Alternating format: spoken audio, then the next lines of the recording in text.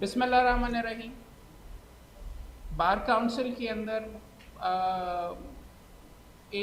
आप इसको इदारे के तौर के ऊपर तो ट्रीट करते हैं, लेकिन हम मेंबरान के लिए हमारी दोस्तियां भी बनती हैं। सारे साल के अंदर हम 5 साल के लिए लोगों के साथ इंटरैक्ट भी कर लेते हैं, लेकिन सबसे इम्पॉर्टेंट चीज़ ये है कि हमें दूसरे बंदे को, दूसरे मेंबरान को जांचने का मौका मिल जाता है। और इस चीज़ के अंदर मैं कोई झिझक नहीं महसूस करता कि आज जो मेंबर लेक्चर के लिए हमारे साथ यहाँ पे बीच में मौजूद है, मेरे यार तो हैं, मैंने बिल्कुल एक प्यार और दोस्ती तो बेशुमार हमारी बीच में यहाँ पे इस्टेब्लिश आपस में हो गई, लेकिन उनको ट्रू प्रोफेशनल के तौर के ऊपर सेशन कोर्ट में अगर आपने फौजदारी का कोई काम वगैरह करना है तो जो मुस्तनद वहाँ पे बंदे हैं जो आउटस्टैंडिंग काम करते हैं, जो बावजूद सियासत, मैं सियासत की वजह से नहीं, बावजूद सियासत बेहतरीन काम करते हैं और बेहतरीन परफॉर्म करते हैं, उनके अंदर कामरान बशीर मुगल साहब मेंबर पंजाब बार काउंसिल अव्वलीन हैं। कामरान भाई बहुत प्रोफेशनल और बहुत बिजी वकील भी हैं, लेकिन इनका बड़ापन ये है कि उन्होंने हमेशा यहाँ पर प्रोफेशन को वापस भी दिया और यहाँ पर आप उनका मौजूद होना और यहाँ पर मौजूद होकर आपके लिए लेक्चर देना, यहाँ पर ये इनका बड़ापन है, उनकी कमिटमेंट टू द प्रोफेशन और improvement to the profession youngsters के लिए यहाँ पर मौजूद है।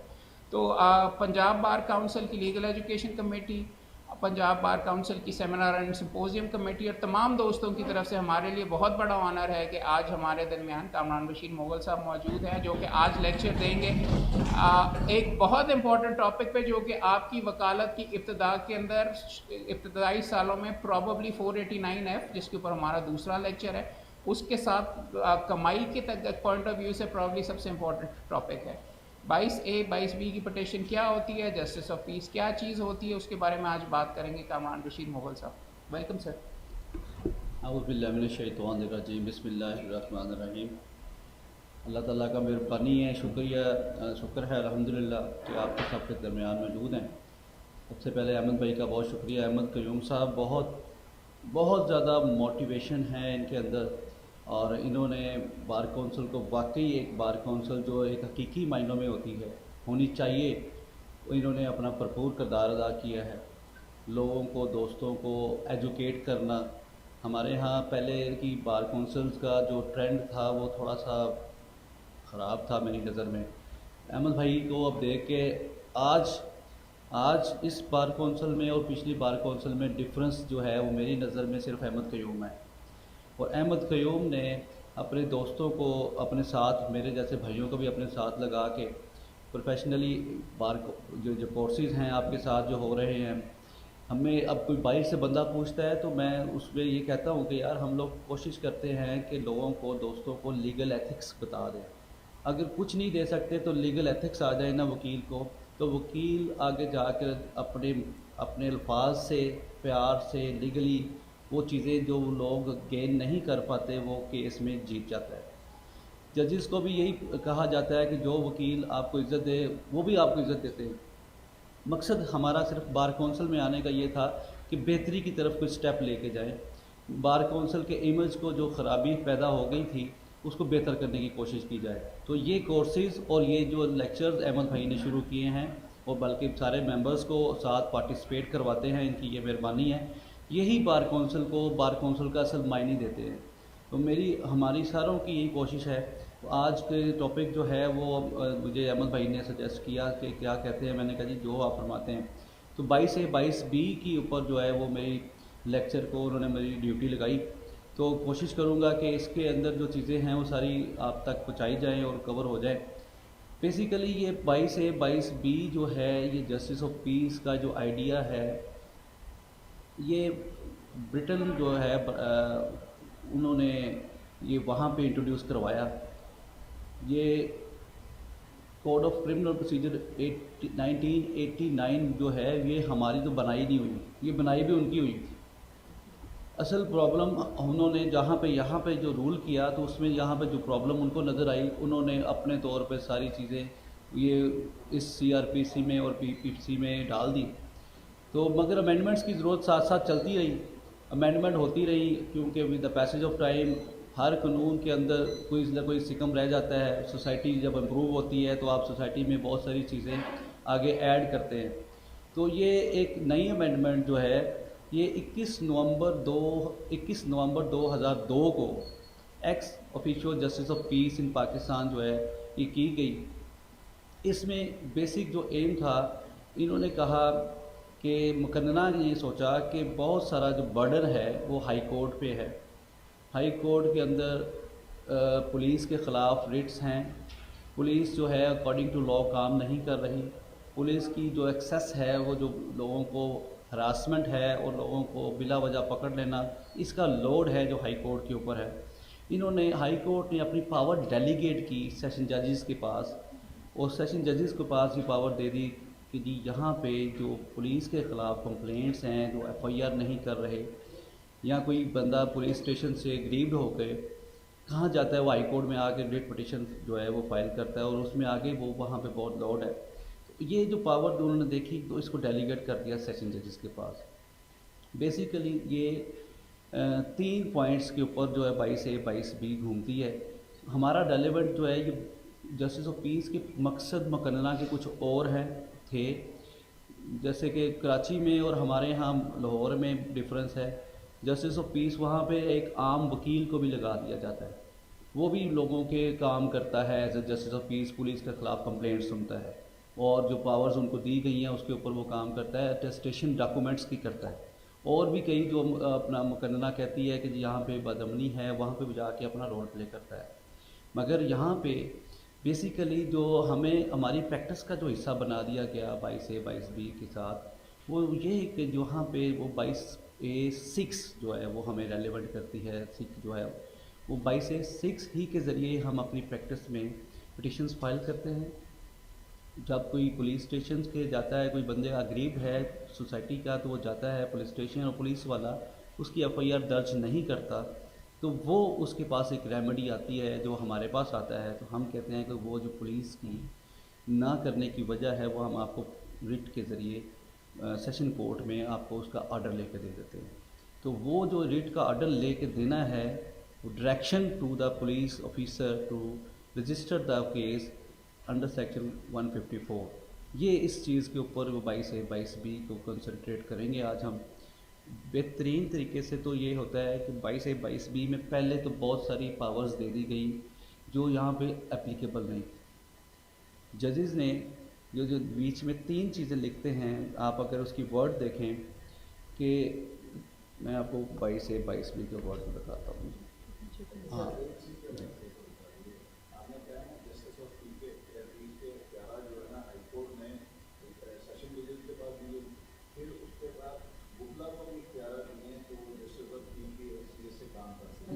वो पंजाब में नहीं है, वो कराची में, वो कराची सिंध में।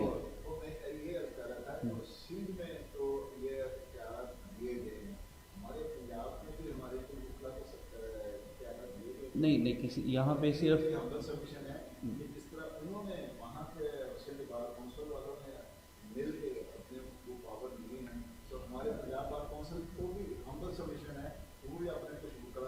ये इसमें भी अहमद क्यूम साहब भी कोई रोल प्ले करेंगे जो जिनके साथ हम शामिल हो जाएंगे। मगर यहाँ पे प्रॉब्लम यहाँ नहीं अतालियाँ शायद आपको वापस लेनी पड़े। अगर आप अहमद क्यूम साहब पे छोड़ेंगे तो सवाल ही नहीं पैदा होता, क्योंकि बात सीधी सीधी ये है। इस बात नहीं, आइन में हमारे बात ये आप चाहेंगे कि आपके यहाँ पे मेंबरान जो कि मेंबरान या कोई बीच में वकील साहब के पास पुलिस के ऊपर भी पावर हो।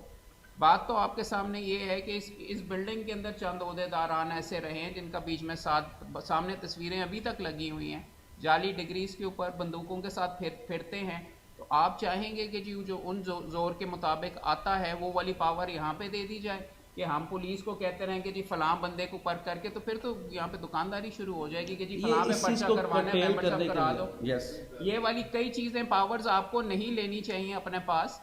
आपका काम बतौर वकील ये नहीं है कि आप बीच में पुलिस वालों को करते रहें, आपने अपने बंदे को डायरेक्ट करना है। हाँ, सिटीज़न की कानून की ज़रूरत नहीं है। सिंध में अगर आप देखते हैं तो वो सिटीज़न कंप्लेंट्स कमेटी उन्होंने वहाँ पे बीच में बनाई हुई है, एक वकील ने बनाई हुई है जो लिएज़न कमेटी है कुछ इस तरीके से, वो लोगों की बहुत दादरसी वगैरह वहाँ पे करते हैं। करने की अगर बात है ये चीज़ यहाँ पे ये मेरा कम अज़ कम बिल्कुल मुकम्मल तौर के ऊपर मौक़िफ़ ये है कि हमें अपना एक इंडिपेंडेंट इदारा दूर रखना चाहिए और बिल्कुल किसी सूरत के अंदर पुलिस के ऊपर हमें नहीं होना चाहिए कि जी हम डायरेक्शंस बीच में दे रहे हैं कि इस तरीके से करो, ये करो, वो करो, बिकॉज हमारे ज़ाती इंटरेस्ट इसमें आ जाते हैं और सिंध के अंदर अगर हो रहा तो नहीं होना चाहिए। नहीं, वो वहाँ पे अटेस्टेशन ऑफ डॉक्यूमेंट की हद तक, और कुछ इलाकों में वो जो अमन व अमान की कमेटीज़ बनाई जाती हैं, वो मामला हैं। ये वाला जो है 22A-22B का जो फौजदारी जो है वो जजेस के पास है। सेशन जजेस को उन्होंने डेलीगेट की पावर। सेशन जजेस ने आगे एडिशनल सेशन जजेस को साथ जो पावर्स उनको दे दी। और यहाँ पे मेन ऑब्जेक्ट जो था वो जो आम पब्लिक जो सफ़र कर रही है उसको, उनका जो है ना, उसको बेहतरी की तरफ लेके जाना था। मकसद ये है, this role was the inspect of entertaining complaints and issuance of appropriate direction to the police authorities concerned regarding registration of criminal cases in respect of neglect, failure and excess committed by the police authorities in relation to the functions of and duty। ये वही बात जो मैं आपको कह रहा हूँ, इन्होंने पुलिस के ऊपर चेक रखने के लिए हमें जुडिशल जस्टिस ऑफ पीस को रखा। इसमें justice of with the passage of time जब ये शुरू हुआ, उस वक्त से लेके आज तक जजेस जो हाई कोर्ट और सुपीरियर कोर्ट से हैं, उन्होंने अपनी जजमेंट्स के ज़रिए 22A-22B के अंदर जहाँ जहाँ चीज़ बेहतरी की तरफ ले जाने की ज़रूरत पड़ी, उन्होंने अपनी जजमेंट्स के ऊपर लेके गई। यहाँ पे एक लिखा हुआ है वर्ड, पूछना मैं आपसे चाहूँगा कि सिर्फ रजिस्ट्रेशन ऑफ केस के लिए होती है कि और चीज़ें भी इसके अंदर आप अटेस्टेशन कर सकते हैं? बिकॉज इसमें 6 के अंदर तो और भी लिखा हुआ है, ट्रांसफ़र भी आप कर सकते हैं। नहीं, ट्रांसफ़र नहीं हो सकती, ये आपके लिए भी सबके लिए है। 22A-22B में ट्रांसफ़र ऑफ इन्वेस्टिगेशन कहीं भी नहीं हो सकती। सुपीरियर कोर्ट्स की जजमेंट्स इसके ऊपर मौजूद हैं। इन्वेस्टिगेशन जो है ये पुलिस जो चेंज ऑफ इन्वेस्टिगेशन है, ये 22A-22B के ज़रिए आप नहीं फाइल कर सकते। लिखा हुआ है कानून, वो 6 में सिर्फ़ और सिर्फ जो है वो एप्लीकेशन है कि जो आप डायरेक्शन दे सकते हो कॉग्निजेबल ऑफेंस मेड आउट होता है या नहीं होता। उसने अपना जुडिशल माइंड अप्लाई करना है, कंटेंट्स ऑफ FIR या एप्लीकेशन को देखना है उसने। जस्टिस ऑफ पीस ने, उसके पास जो एप्लीकेशन आई है वो आपको कहता है अपनी पिटीशन के साथ जो अपनी एप्लीकेशन अटैच की है वो पढ़ के सुनाएं। अगर उसमें कॉग्निजेबल ऑफेंस मेड आउट ही नहीं होता तो वो आपकी पिटीशन को डिसमिस कर सकता है। उसको वो ख़त्म करके वो कह सकता है कि जी मेड आउट नहीं होता, डिसमिस कर देगा आपकी पिटीशन। ये ज़रूरी नहीं है कि आपकी सारी की सारी पिटीशन ये अलाउ होंगी। आपकी पिटीशन के अंदर जज साहब ने देख के देखना कि ऑफेंस मेड आउट होता है कि नहीं होता। कॉग्निजेबल और नॉन कॉग्निजेबल ऑफेंसेस के अंदर उसने आपको बताना है कि यार आपकी इंग्रेडिएंट्स पूरे नहीं हैं, तो लिहाजा मैं आपकी पिटीशन को अलाउ नहीं कर रहा। तो सिर्फ ये इसके 3 पर्पज़ हैं जो अहमद भाई ने बात की। यही हमारी जो खूबसूरती है लॉ की कि जब ये स्टार्ट होता है और स्टार्ट होने के बाद जब तक ये हमारे साथ आगे चलता रहता है पब्लिक के अंदर, तो सुपीरियर कोर्ट्स इसमें अपनी इंटरफेरेंस थ्रू जजमेंट्स करती रहती हैं। थ्रू जजमेंट्स के साथ सुपीरियर कोर्ट्स ने 22A-22B में ये वाली जो शिक डाल दी गई थी कि transfer of application investigation from one police station to another police station, उन्होंने इसके ऊपर कदगन लगा दी कि पुलिस रूल्स आ गए। पहले जब ये पुलिस रूल्स के पहले से ये अमेंडमेंट हुई, पुलिस रूल आए हैं, पुलिस रूल में मेरा ख्याल है पुलिस एक्ट रूल्स के अंदर उन्होंने स्पेसिफिकली इन्वेस्टिगेशन को जिक्र करते हुए ये कहा कि चेंज ऑफ इन्वेस्टिगेशन के लिए आप एप्लीकेशन देंगे पुलिस वालों को, हायर अथॉरिटी को, वो बोर्ड बनाएगा, बोर्ड बनेंगे, उसमें 2 SP होंगे और एक जो है AIG होगा, उसके बाद वो इन्वेस्टिगेशन चेंज करेंगे। ये प्रोसेस सारा के सारा पुलिस डिपार्टमेंट के ऊपर छोड़ दिया गया इन्वेस्टिगेशन का, क्योंकि पुलिस डिपार्टमेंट को इन्वेस्टिगेशन में हायर कोर्ट्स ने आज तक यही अथॉरिटीज़ दी हैं कि हम इन्वेस्टिगेशन में इंटरफेरेंस नहीं कर सकते। हमारा अदालतों का काम इन्वेस्टिगेशन में इंटरफेरेंस करना नहीं है।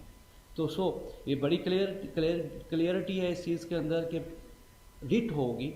अगर पुलिस के बोर्ड 2 दफ़ा चेंज हो गई है इन्वेस्टिगेशन और तीसरे बोर्ड पे नहीं कर रही पुलिस, तो हम हाई कोर्ट जाके रिट करेंगे। वो 199 में जाके आप उसको रिट के अंदर लेके जाएंगे। 22A-22B के अंदर वो पावर नहीं है कि आप उसको चेंज कर सकें। दूसरे अगर जो हमारा जो रेलेवेंट 22A जो कहती है 6 वाला, उसमें हरासमेंट के लिए हरासमेंट है। एक आप हरासमेंट कर सकते हैं कि आपको बेजा तंग कर रहा है कोई बंदा पुलिस वाला और आपके किसी को उठा के ले गया है या उसको बगैर FIR के डिटेन किया हुआ है, तो उसमें आप हेबियस पिटीशन फाइल कर सकते हैं, क्योंकि हेबियस का भी जो है वो 22A-22B के अंदर ही आपको डील करेगी। वो आप हेबियस के ज़रिए बंदा बैलफ के ज़रिए रिकवर कर सकते हैं। उसके बाद दो चीज़ें हैं, मैंने आपको यही कहा, हरासमेंट तो आपको तंग करना है, आपको किसी बगैर एफ आई आर आपके बेटे पे है तो आपके अब वालिद को या आपके भाई को आके पकड़ने की कोशिश करते हैं या माँ बाप को तंग करने की कोशिश करते हैं तो हम हरासमेंट करते हैं उस SHO मुतलका के ख़िलाफ़, वो 22A 22B के ज़रिए ही करेंगे आप। सर 22A 22B सेशन जजेस के पास आप हेबियस पिटीशन फाइल कर सकते हैं 491 के तहत, मगर वो बात हो रही थी रिट्स की, तो ये हाई कोर्ट से जो नीचे डेलीगेट की गई पावर है वो हेबियस नीचे भी आपके हाई कोर्ट में डायरेक्ट जाने के बजाय आप सेशन कोर्ट में हेबियस पिटीशन फाइल कर सकते हैं। 6 का आप आखिरी पार्ट अगर देख लें तो कोई एक्सेसेस अगर वो वो कमिट कर रहे हैं, मैं 6 के 3 पार्ट में आखिरी पार्ट में एक्सेस जो है पुलिस अगर अपनी इख्तियारात से ज़्यादा जाती है तो वो पुलिस के ख़िलाफ़ आप 22A 22B में रिट के फाइल रिट में आ सकते हैं और उसको बता सकते हैं जैसा आपको कि सर ये जो है अकॉर्डिंग टू लॉ नहीं चल रहा, इसकी इन्वेस्टिगेशन अकॉर्डिंग टू लॉ नहीं है। ये लफ्ज़ भी आप इस्तेमाल कर सकते हैं अकॉर्डिंग टू लॉ का, क्योंकि अकॉर्डिंग टू लॉ करना उसके ऊपर भी बाउंड है। पुलिस वाला अगर कोई इलीगलिटी कमिट करता है, अगर वो आपकी अपना किसी बयान को लिख नहीं पा रहा, क्रॉस वर्शन नहीं कर पा रहा, आप क्रॉस वर्शन की भी 22A 22B में रिट फाइल कर सकते हैं और ये इन्वेस्टिगेशन के अंदर इंटरफेरेंस नहीं है। वो डायरेक्शन देगा 22A जस्टिस ऑफ पीस कि आप इसके जो है जो एप्लीकेशन आई है क्रॉस वर्शन की, इसको ऊपर अपने जो प्रोसीड करें और इसको बयान का हिस्सा बनाएं ज़िमनी का, और अगर कॉग्निजेबल ऑफेंस मेड आउट होते हैं तो उसके ऊपर ऑफेंसेस ऐड करें। वो आप ज़िमनी के ज़रिए क्रॉस वर्शन जो है वो रजिस्टर्ड होगा। तो तीसरे चीज़ें जो हमने अब आज तक जो अगर वो बंदा FIR करने की फिर भी डायरेक्शन के बावजूद SHO जो है वो आपकी FIR नहीं काट रहा और बड़ी डायरेक्ट तरीके से डायरेक्शन है, record the version of the petitioner under section 154 या इन अकॉर्डेंस विद लॉ, तो उसके भी एक रेमेडी है जिसको हम कंप्लाइंस पिटिशन करेंगे। इसके अंदर कंप्लाइंस पिटिशन आएगी वही जज के पास, उसी जज की जो जजमेंट थी उस डायरेक्शन के ऊपर साथ कॉपी अटैच करके सर फलां डेट को मैंने ये जजमेंट ये डायरेक्शन ली थी आपसे और आज तक जो है वो SHO है वो मेरी बात नहीं सुन रहा और ना ही वो आपकी डायरेक्शन को मांग रहा है, तो उसके ऊपर भी आप सीख करेंगे अपनी 22A 22B के अंदर वो अपना रेमेडी अवेल करेंगे डायरेक्शन के ये इसको तरीके से मेहरबानी फरमा के वो जो जज साहब उसको नोटिस करेंगे और नोटिस के बाद उसकी कंप्लाइंस के ऊपर अगर वो कंप्लाइंस की FIR ले आता है तो फिर डिस्पोज ऑफ हो जाती है। अगर वो कंप्लाइंस नहीं करता तो जज साहब के पास एक रेमेडी है जो एक वो है हमारे पास, वो उनके ख़िलाफ़ 155 के तहत 155C के तहत FIR का हुक्म दे सकते हैं। और उसके अलावा अगर इसके बाद भी आप कोई FIR नहीं होती तो ये आर्डर लेने के बाद हम दोनों आर्डरों को आप एक हाई कोर्ट में रिट फाइल करेंगे, उसको भी कंप्लाइंस पिटिशन ही कहेंगे। उसमें भी आप यही सारी चीज़ें वहाँ पे जिक्र करेंगे और जज साहब वहाँ पे हाई कोर्ट में तो रूटीन ये है कि जाते साथ ही पहले दिन ही नोटिस देखते साथ ही वो कह देते हैं सेम डे FIR ले आओ, या 2 दिन का नोटिस देते हैं और 2 दिन के बाद SHO साहब अपनी FIR बजा के अपनी जान छुड़ाते हैं। ये प्रोसेस ऑफ जो है वो एडवोकेसी है जो हम लोग करते हैं। और इनकी एक बड़ा अच्छा फ़िक्र है अहमद भाई का कि मेरी रोज़ी रोटी रिटों के ऊपर लगी हुई है, तो बहुत सारे हमारे भाई वकील इन्हीं रेट्स के ज़रिए अपनी रोज़ी रोटी कमा रहे हैं और वो इन रेट्स के अंदर हर वक्त मसरूफ़ है। और ये एक इसके अलावा हमारे यहाँ मिस यूज़ ऑफ पावर्स की जो आती है, तो मिस यूज़ ऑफ पावर में तो वो तो इस सोसाइटी के अंदर रस बस गई हुई है बात, मगर उस SHO के ख़िलाफ़ भी आप मिस यूज़ ऑफ पावर में भी ये जो बात है 22A 22B में ही लेके आएंगे। तो अब इसको पैटर्न वाइज जो अहमद भाई ने चलाया है, ये तो मैंने आपको इंट्रोडक्शन और बाकी चीज़ें जो हमारी रूटीन में प्रैक्टिकल चल रही हैं वो बताई हैं। बेसिकली अब वो इसको उस तरीके से लेके चल पड़ते हैं कि 22A 22B CRPC जो है वो वर्ड क्या है, इंटेंशन तो मैंने उनकी आपको बताई मुकन्ना की क्या थी, फिर प्रैक्टिस बताई, प्रैक्टिस में क्या होता है क्या नहीं होता, सारा का सारा प्रोसीजर जो है वो आपके सामने मैंने रख दिया। अब इसमें इन्होंने जो पैटर्न बना के दिया हुआ आपको अहमद भाई ने 22A 22B CRPC verify any document brought before him ऊपर है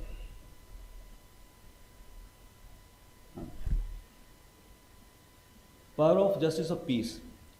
A. Justice of peace of any local area shall, for the purpose of making an arrest, have within such area all the powers of a police officer referred to the section 54, and an officer in charge of the police station referred to the section 55.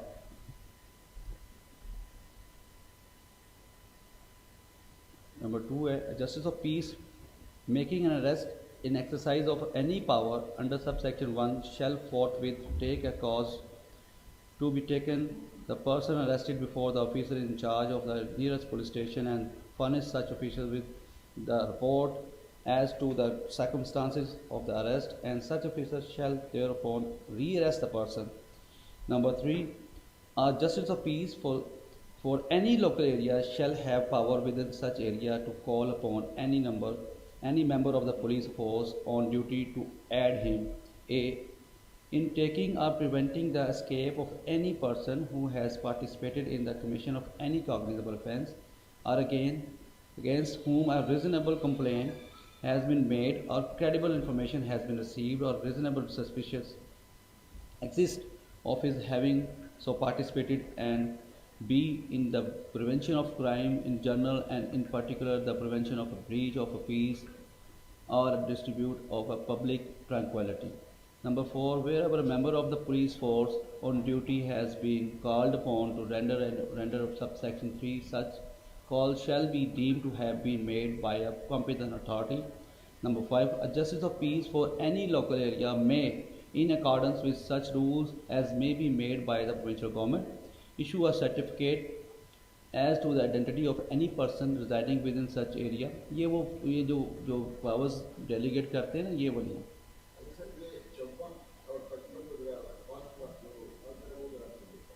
54 जो है वो cognizable offence है, और वो 154 जो है वो FIR का सेक्शन है कि record the version of the FIR, ठीक है। ये उस ऑफेंसेस को कहते हैं 54 व्हेन पुलिस में अरेस्ट विदाउट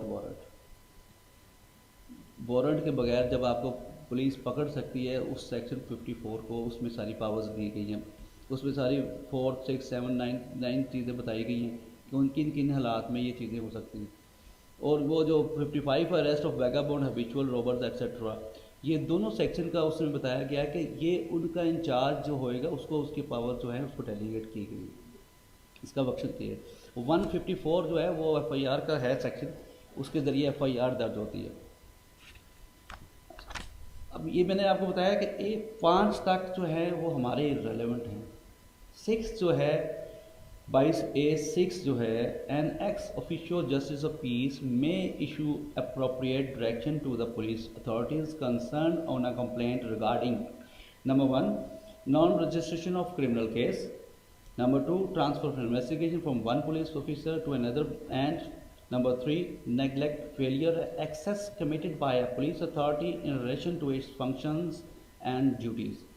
ये जो पहला 6 के अंदर पहली और थर्ड वन जो लिखी गई है, ये दो जो है इसके ऊपर आप 22 से 22B के अंदर जो है काम करते हैं, जो वकील जो वकालत करते हैं इसके रेलेवेंट करते हैं। आगे जो है वो duties of the justice of piece है, वो उसमें भी ड्यूटीज़ आ जाती हैं। हमारे यहाँ जो जस्टिस ऑफ पीस है उसको साथ ये ना समझें कि ये नॉन जुडिशल हैं, ये क़ज़ाए जुडिशल है, क़ज़ाए जुडिशल उसको कहेंगे आप, कि इन्होंने अपना जुडिशल माइंड अप्लाई करना है।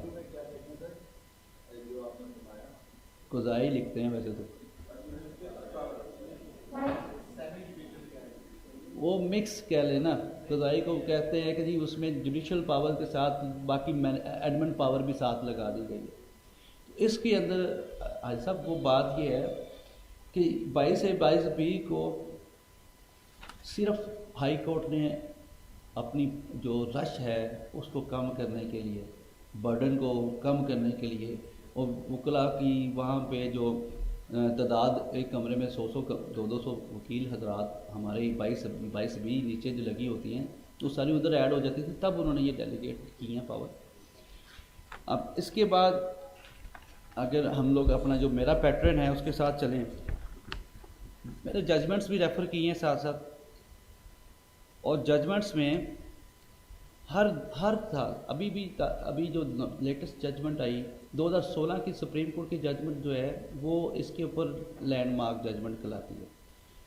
उसमें हालांकि उसमें जस्टिस मंजूर साहब ने अपना एक डिसेंटिंग नोट लिखा कि जी कि जो हायर अथॉरिटीज़ के पास भी जाना चाहिए SHO के अलावा, उस पर भी अमल हुआ। मगर अब मज़ीद जो है अभी हाई कोर्ट ने एक बड़ी कॉम्प्रिहेंसिव जजमेंट दी है 22B में, उसमें उन्होंने ये जो आपकी बात है कि इन्वेस्टिगेशन को टच नहीं कर सकते ये भी बताया, और किस किस हालात में जस्टिस ऑफ पीस क्या क्या काम कर सकता है, सारी की सारी चीज़ें क्लियर की।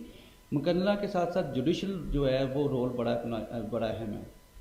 मुकन्ना तो अपना काम कर जाती है मगर जजमेंट्स जो हैं वो हमें लीड करते हैं मुख्तलिफ जगह से मुख्तलिफ तरह से। अब इसके अंदर अहमद भाई जो आपने मुझे बना के दिए हैं, मैंने सेक्शन तो आपके सारे क्लियर कर दिए हैं, और आगे जो मैंने जजमेंट्स जो रेफ़र किए हैं उनके साथ जो पावर्स जस्टिस ऑफ पीस की हैं वो भी बताई हैं, वो आपने इसको बना दिया होगा। ये सारे के सारे 7 सफ़े आपके लिए मुख्तस किए हुए हैं स्लाइड्स के ऊपर। अगर आप वैसे दिखाना चाहें तो मैं फर्दन साथ बीच में से लेता देख लेते हैं इनके पावर्स क्या हैं, क्या कहा गया। अच्छा, इसमें एक बड़ी अहम बात थी 22 में जजमेंट्स के ज़रिए बताया गया। हमारे यहाँ कुछ जजेस थे पहले जो जस्टिस ऑफ पीस थे, उन्होंने ऑर्डर देना शुरू कर दिया कि जी दोनों को सुन के फैसला करें, और अपनी पावर डेलीगेट करना शुरू कर दी। सुप्रीम कोर्ट ने उसको भी रोका। सुप्रीम कोर्ट ने कहा कि आप जस्टिस ऑफ पीस अपनी पावर डेलीगेट नहीं करेंगे, अपनी पावर को इस्तेमाल करेंगे, आपके सामने जो फैक्ट्स आते हैं उसको अपना जुडिशल माइंड अप्लाई करेंगे, जुडिशल माइंड अप्लाई करके आप डायरेक्शन इशू करें। इफ़ वाला काम छोड़ दें, if cognizable offence is made out, ये फिर आपके ऊपर चला जाता है SHO के ऊपर। वो कहता है जी मेरे तो उसने कहा जी अगर कोई कॉग्निजेबल ऑफेंस बनता है तो फिर मैं डायरेक्शन मैं मानूंगा, मैं तो मानता ही नहीं। तो सुप्रीम कोर्ट ने इसमें भी कहा कि आपने डायरेक्शन करनी है अकॉर्डिंग टू लॉ। अगर आप बनती है तो आप उसे कहें कि जी कॉग्निजेबल ऑफेंस मेड आउट होते हैं, register the case under section 154, register the version of the petitioner. फिर इन्होंने जो हमारे सुप्रीम कोर्ट ने ही ये कहा जज साहब को कि दूसरी पार्टी को सुनना जो है वो ज़रूरी नहीं है, मगर आ जाए तो आपने सुनना भी है। यहाँ पे रोका नहीं उनको कि जी मैंने आपको सुनना नहीं, दूसरी पार्टी आती है, ये जजमेंट्स क्लियर करती हैं सारी प्रोसीजर को। इस दफ़ा जो भी अगर कोई रिट पिटीशन फाइल करते हैं 22B में और दूसरी पार्टी आ जाती है, रिस्पोंडेंट पार्टी आ जाती है, तो जज साहब उसको भी सुनने का हक रखते हैं, और उसको सुनने के बाद अपना जुडिशल माइंड अप्लाई करेंगे। तो वो पटिशन में पार्टी उसको बुलवाना ना बुलवाना कोर्ट के ऊपर होता है कि जिसके खिलाफ डायरेक्शन सीख कर रहे हैं वो पार्टी बुलाना लाजमी है कि नहीं? नहीं, लाजमी नहीं है। ये पार्टी SHO होता है। फौजदारी में स्टेट जो है वो आपकी जो है वो पार्टी होती है। दूसरी पार्टी का नाम उस पिटीशन के अंदर SHO के नीचे लिखा जाता है।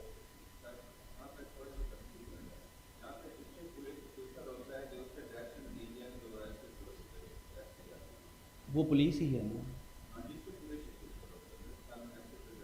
नहीं SHO डायरेक्ट होता है, SHO पार्टी डायरेक्ट होता है। हमने क्या करना होता है पिटीशन के अंदर, अगर तो आपका सब्ज़ादार पुलिस स्टेशन है, आपने SP को भी पार्टी बना लेना, SP भी जो मुतलका SP, मुतलका DSP और मुतलका SHO, वो आपकी एक पूरा जो है उसका वो आप पार्टी बना सकते हैं।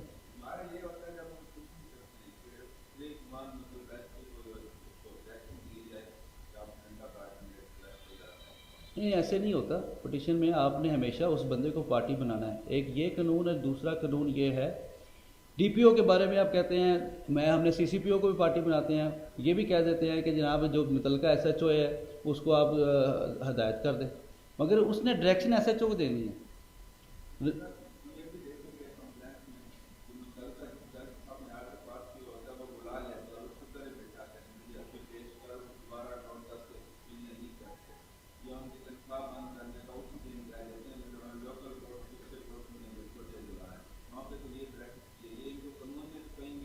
नहीं, वो कंप्लाइंस के लिए पुलिस को कंप्लाइंस के लिए वो उसके पास ताकत है, जस्टिस ऑफ पीस के पास कि वो एसएचओ को कह सकता है कि मेरे पास आके जवाब दो। उसने जवाब एसएचओ से मांगा है, वो पैरवी अफसर आ जाते हैं या कोई और आता है, वो तो प्रोसीजर का हिस्सा उन लोगों ने बना दिया हुआ है, मगर प्रोसेस यही है कि वो एसएचओ के नाम पे पटिशन है, एसएचओ को हाज़िर होना ज़रूरी है। इसीलिए वो कहते हैं कि एसएचओ को बुलाओ। आपकी जो बात है वो एसएचओ को बुलाना इसीलिए बताते हैं कि वो एसएचओ को बुलाओ। एसएचओ तो जब आप एसएचओ को बुलाते हैं, एसएचओ समझता है कि भाई काम जो है मेरे से बढ़ गया है, तो एफआईआर भेज देता है। मकसद हमारा काम करवाना होता है वहाँ पे। आप दोस्तों ने जब किसी अपना जज साहब को कहते हैं हम लोग जस्टिस ऑफ पीस को कि सर इस एसएचओ को बुलाएं, तो दो चीज़ें उसके सामने आती हैं कि एक तो आजकल के मुल्की हालात के मुताबिक वकील हजरात हमारे दोस्त अब इकट्ठे हो जाते हैं थोड़े से, जिसकी वजह से वो कहते हैं कि यहाँ पर कोई बदअमनी ना हो, तो इसलिए वो एसएचओ को बुलाने से जो है वो कतराते हैं।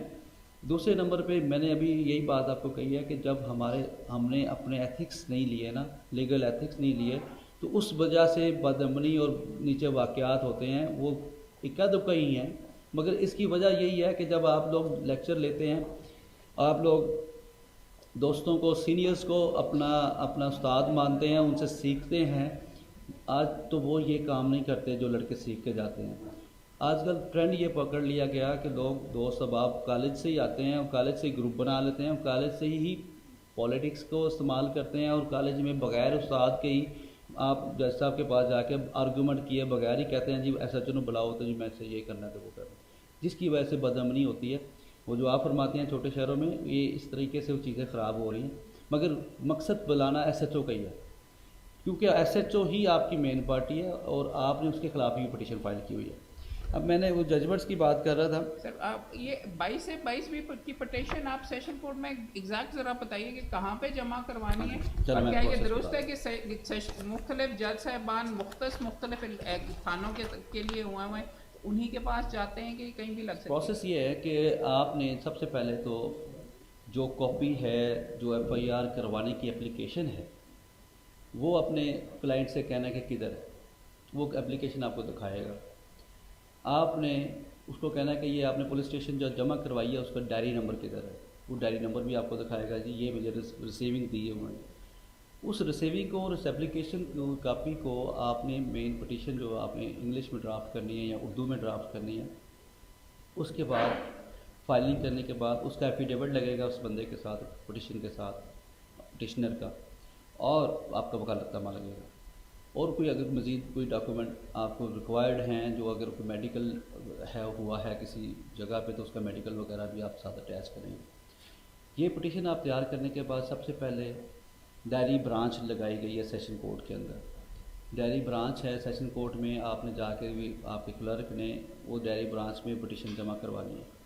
उसके ऊपर डायरी की होगी, डायरी में स्टैम्प वगैरह लगने के बाद रजिस्टर में एंट्री होने के बाद सेशन जज साहब ने अपना एक मैकेनिज़्म बनाया हुआ है। वो उस मैकेनिज़्म के तहत, प्रोसेस के तहत उन्होंने कोई 22A 22B के ऊपर तकरीबन कोई 20 या 18 जजेस जो हैं वो मुख्तस किए हुए हैं, जो आप पूरे लाहौर के 22A 22B की रिटों को एंटरटेन कर रहे हैं। उनको उन्होंने मुख्तलिफ पुलिस स्टेशन के अंदर डिस्ट्रीब्यूट कर दिया कि 4 पुलिस स्टेशन या 3 पुलिस स्टेशन के जो केसेस होंगे वो A से B और B से C और इस तरह मुख्तलिफ जजेस को उन्होंने वो उन लोगों तक पहुँचा के मुख्तस कर दिए। उसके बाद जब आपका मुतलका पुलिस स्टेशन अगर कोई फला चादरा है या कब्जादार है, वो आपकी पिटीशन वहाँ पे एसएचओ पार्टी बनाया हुआ, तो कंप्यूटर ही आपके वो पिटीशन को वहाँ पे मार्क कर देगा कि फ़लाँ जज के पास आपका पुलिस स्टेशन है, और आपकी पिटीशन आपको आधे घंटे बाद या 1.5 घंटे बाद साइन होने के बाद सेशन जज साहब के वहाँ पहुँच जाएगी। पिटीशन वहाँ पे पहुँचती है तो फिर आपने अपना प्रोसेस मुकम्मल करना, आर्गूमेंट करने हैं, जज साहब नोटिस करेंगे। Notice to the SHO for the comments आने के लिए। ये भी हाँ, कमेंट्स यहाँ पे लिखा नहीं हुआ, किसी जगह पे भी कमेंट्स आएंगे। ये भी हमें जजमेंट्स कहती हैं, सुप्रीम कोर्ट कहती है कि जब आप आता है कोई किसी के ख़िलाफ़ कंप्लेंट तो आप उसको नोटिस करते हैं, वो पुलिस वाला अपने कमेंट्स बनाएगा उसके बारे में कि भाई तुम्हारे पास एक एप्लीकेशन आई थी, तुमने क्या किया। उस एप्लीकेशन के ऊपर पुलिस SHO की तरफ से कमेंट्स आते हैं जज साहब के पास। वो कमेंट्स वो अपनी सारी दोनों पार्टीज़ को सुनने के बाद अपनी ओपिनियन देता है कि जी मैंने दोनों पार्टीज़ को सुना है, उसका वर्शन ये है, इसका वर्शन ये है, मेरे मुताबिक ये है। वो अपनी ओपिनियन देने के बाद फिर आगे कहता है कि जी मैं हुक्म अदालत के लिए, जो हुक्म अदालत करेगी मैं हम उसके हुक्म की तमील करने के लिए हाज़िर हैं। अब वो अदालत पे फेंक देता चीज़ें।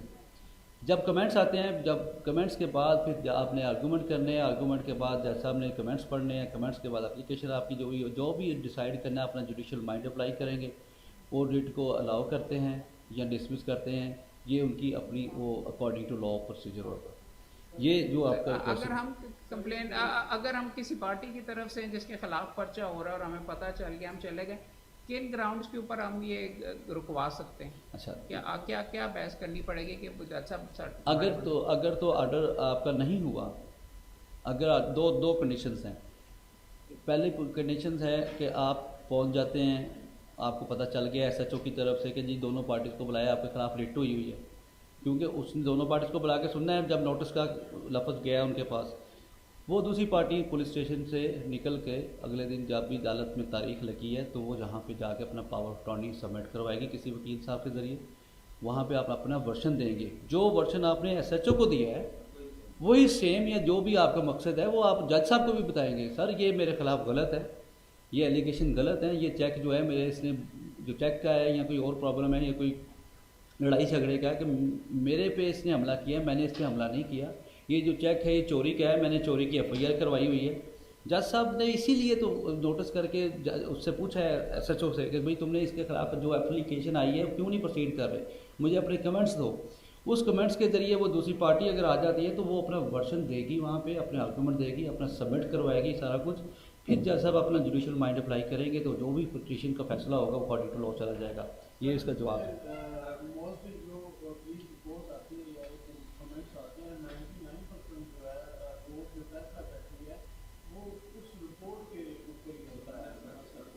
मैं आपको बताता हूँ, मैंने आपकी बात प्रैक्टिकली लाइफ में देखी जाए तो आप बात ठीक कर रहे हैं। पुलिस के जो कमेंट्स हैं वो बेसिकली मेरे नज़दीक 99 केसेस में सही होते हैं। हम प्रैक्टिकल लाइफ देख रहे हैं ना, पुलिस वाले जो अगर किसी की FIR नहीं हो रही ना, इसका मतलब ये है या तो वो बनती नहीं है, या वो किसी और मकसद के लिए है। अगर वो बनती नहीं है तो वो बता देंगे सर इसके पीछे ये है कि ये मैंने करीबी रिश्तेदारी है, कोई इसने किसी को तलाक दी हुई है, वो जानबूझ के अपना जहेज़ लेने के लिए ये काम कर रहे हैं और ये इन्होंने वाक़या खुद साख्ता किया हुआ है, वो पुलिस वाले कहते हैं। तो फिर जज साहब के जहन में ये चीज़ आ जाती है कि यार ये मुझे लग तो यही रहा है, तो फिर वो पुलिस के मुताबिक ही फैसला कर देते हैं। उसने भी अपना जुडिशल माइंड देखा और साथ ये चीज़ें हेल्पिंग हैंड हो जाती हैं उसके साथ।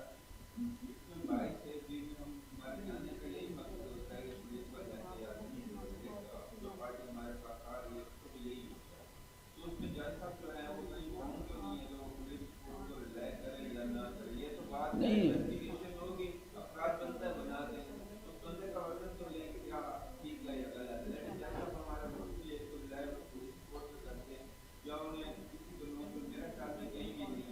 अच्छा बात ये है कि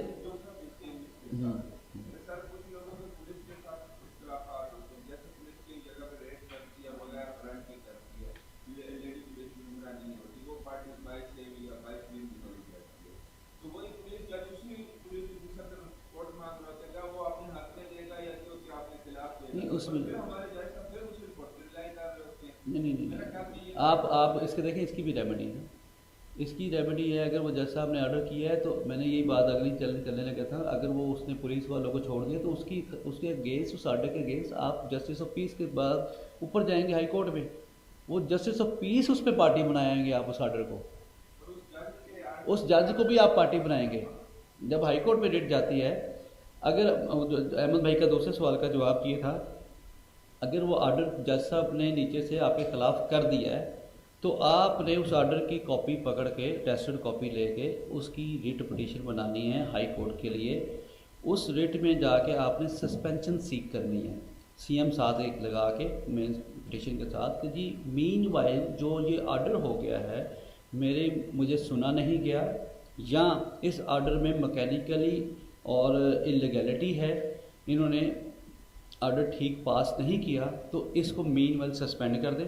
99% जो रेट्स नीचे से होती हैं ऊपर जाके सस्पेंड हो जाती हैं, और सस्पेंड होने के बाद मेरिट पे फैसला हो जाता है। दूसरी तरफ से वो दूसरी पार्टी चली जाती है क्रिमिनल मिसलिनियस, उसमें उन्होंने अपना पिटिशन के अंदर जो रिलीफ मांगते हैं, जो अर्जेंट रिलीफ होता है, एक तो पिटिशन के ऊपर नोटिस होते हैं, नोटिस के बाद जो अर्जेंट रिलीफ होता है कि आपने साथ एक सीएम लगाई होती है, उसे स्टे कहते हैं। उस पिटिशन में उस सीएम को वो नोटिस को हाई कोर्ट मीनवल सस्पेंड कर ऑर्डर फरमा देती है, ताकि वो जो एफआईआर ही ना हो जाए। अगर ये सस्पेंड ना हुआ तो नीचे एसएचओ जो है वो अपना काम कर जाएगा, एफआईआर कर देगा, तो फिर जो पिटिशन है ये इनफ्रेक्शियस हो जाएगी हाई कोर्ट की। इसलिए उस इनफ्रेक्शियस को ना होने की वजह से, कि इनफ्रेक्शियस ना हो जाए, वो मीनवाइल जो नीचे वाला ऑर्डर जो जस्टिस पीस का है उसको मीनवाइल सस्पेंड फरमा देते हैं, जो आपको आगे फिर मेरिट पे जो जज साहब ने उनको बाद में सुनने के बाद फैसला करना होता है। जी, जो आपके ख़िलाफ़ हुआ है या जो आपके जो आपके ख़िलाफ़ हुआ है वो पार्टी, दूसरी पार्टी आपके ख़िलाफ़ जाएगी।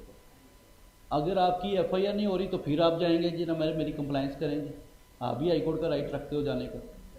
यानी कि दोनों पार्टीज़ के लिए दरवाजे उन्होंने ओपन रखे हाईकोर्ट ने, ये नहीं कहा कि भाई आपने ये सारी चीज़ें नीचे ही रख लेनी है।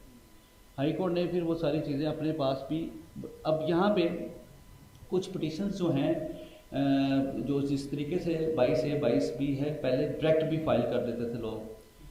कुछ जजेस जो हैं वो भी किसी वक्त कोई इमरजेंसी या कोई ऐसी वजह आ जाए जिसको वो सुनने के बाद अलाउ करें तो डायरेक्ट भी वो वहाँ पे पिटिशन फाइल हो सकती हैं, मगर वो उसके लिए आपको एक सॉलिड रीज़न बयान करनी पड़ेगी कि भाई मैं क्यों नहीं नीचे जा रहा। जैसे आप कोई बेल अप्लाई करते हैं, प्रोटेक्टिव बेल, तो वो कहते हैं जी कि मैं कसूर नहीं जा सकता, मुझे प्रोटेक्टिव बेल यहीं से दे दी जाए, फिर मैं बेल लेके जाऊंगा कि मुझे पुलिस अरेस्ट ना कर ले, एप्रीहेंशन ऑफ अरेस्ट है। कोई ना कोई सॉलिड रीज़न आपको बयान करनी पड़ती है जिसकी वजह से वो जैसा अलाउ करते हैं, अदरवाइज़ वो ऑब्जेक्शन केस ही लगेगा। मगर वो कहते यही है कि नीचे जो आपका फोरम है पहले उसको एग्जास्ट करें, उस फोरम के ऊपर इस्तेमाल एग्जास्ट करने के बाद फिर आप ऊपर हाई कोर्ट आए। जी आप क्या कह रहे हैं?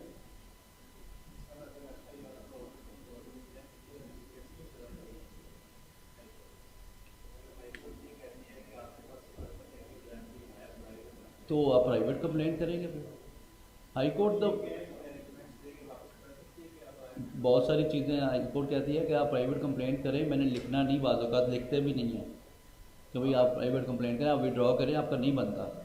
हाई कोर्ट विड्रॉ करवा देती है और आपको ज़बान से कह देती है कि आप जाके नीचे अपना दूसरी रेमेडी अवेल करें, या लिख देते हैं बीच में, ये भी लिख देते हैं कि other remedy is all available, बस आप चाहें। ये तो पिटिशन्स हैं आपके पास रेमेडी। अगर एफआईआर नहीं हो रही तो आप प्राइवेट कंप्लेंट कर सकते हैं।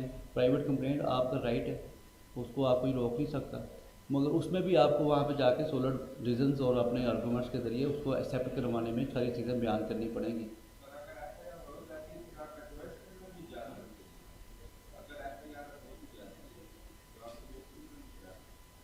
क्वैशमेंट हाई कोर्ट इस तरह नहीं करती। एफआईआर की क्वैशमेंट,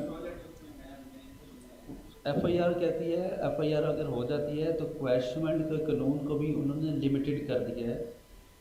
वो देखते हैं कि इसके अंदर भी इंटरफेरेंस की ज़रूरत पड़ गई है, तो वो कहते हैं पहले जो है ना पुलिस के पास जाकर अपना वर्शन दें।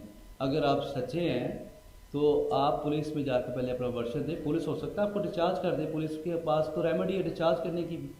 पुलिस अगर आपको डिस्चार्ज कर देती तो आपकी एफआईआर ख़त्म हो जाती। इसके अलावा जो पहले आजकल जो हो गया हुआ है वो लड़का और लड़की शादी करते हैं और साथ ही एफआईआर हो जाती है। एफआईआर होने के बाद वो साथ ही आप क्वैशमेंट पे चले जाते हैं। जी नहीं, वो क्वैशमेंट इसीलिए उन्होंने इस चीज़ के ऊपर कदगन लगाई कि ये पुलिस के पास जाके आप इन्वेस्टिगेट करने के बाद सारी चीज़ें मुकम्मल करें तो फिर आगे।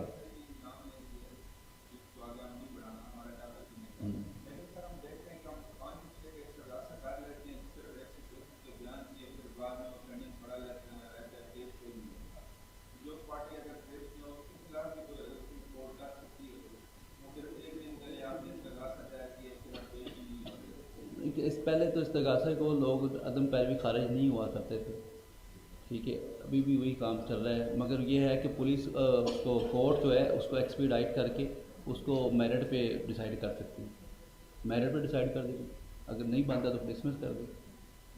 अच्छा, इसमें लास्ट में अहमद भाई ने ज़बरदस्त किस्म के बनाए हैं। अच्छा, इसमें एक चीज़ थी कि जस्टिस ऑफ पीस अपना ऑर्डर किया हुआ रेक्टिफाई नहीं कर सकता, इसके अंदर अमेंडमेंट नहीं कर सकता, वो ऑर्डर उसके लिए उसके बाद हाई कोर्ट के पास ये पावर्स हैं, वो कुछ भी कर सकते हैं, मगर जस्टिस ऑफ पीस के ऊपर जो है ना अपने ऑर्डर को रेक्टिफाई करने की कोई पावर नहीं है। और एक जजमेंट मैं अभी अहमद भाई को अभी वो कॉपी होने गई हुई है, तारिक सलीम शेख साहब ने अभी जजमेंट 2022 में दी है 22A 22B के ऊपर, उस कम्प्रीहेंसिवली सारी चीज़ें डिस्कस कर दी जो भी हमने डिस्कस की हैं, उनको उन्होंने जजमेंट का हिस्सा बना दिया। और उस जजमेंट में उन्होंने ईच एंड एवरी जो पुलिस के ख़िलाफ़ रेमेडीज़ थी वो सारी की सारी उसमें डिस्कस कर दी हैं और उसको हिस्सा बना दिया। मैं अभी आपको कॉपी होके आती है तो अहमद भाई को पहुँचा देता हूँ।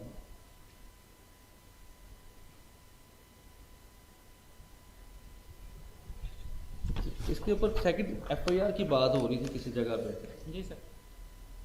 सुप्रीम कोर्ट ने सेकंड जजमेंट के ऊपर भी जजमेंट दी कि सेकंड जजमेंट नहीं हो सकता,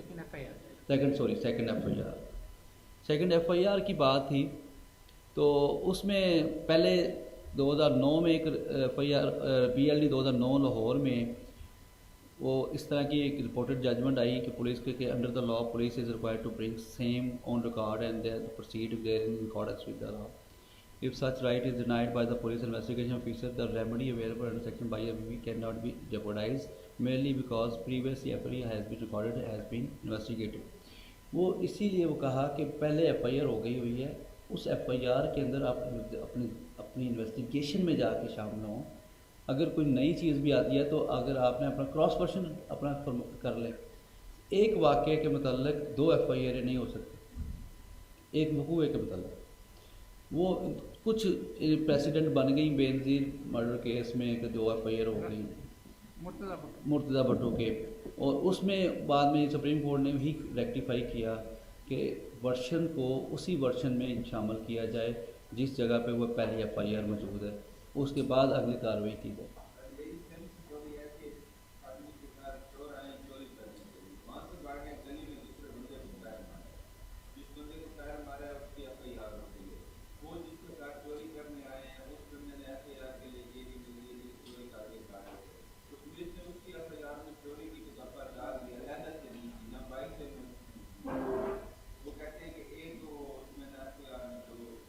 नहीं, वो पुलिस ने वैसे अपनी मर्ज़ी कर दी है, अदरवाइज़ ये जो चोरी का ऑफेंस है वो तो कम्युनिटी और है। तो बाई निकल के तो स्टोरी वकूआ ही बदल गया ना।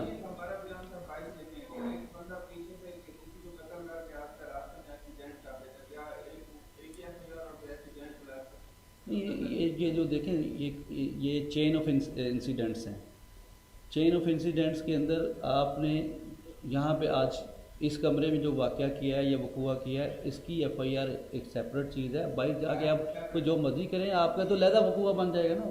ये नहीं है कि एक बंदा यहाँ से निकला और वहाँ से पूरे मोहल्ले में जाके उसने वो काम करता रहेगा, एक ही FIR में सारे काम डाल दे।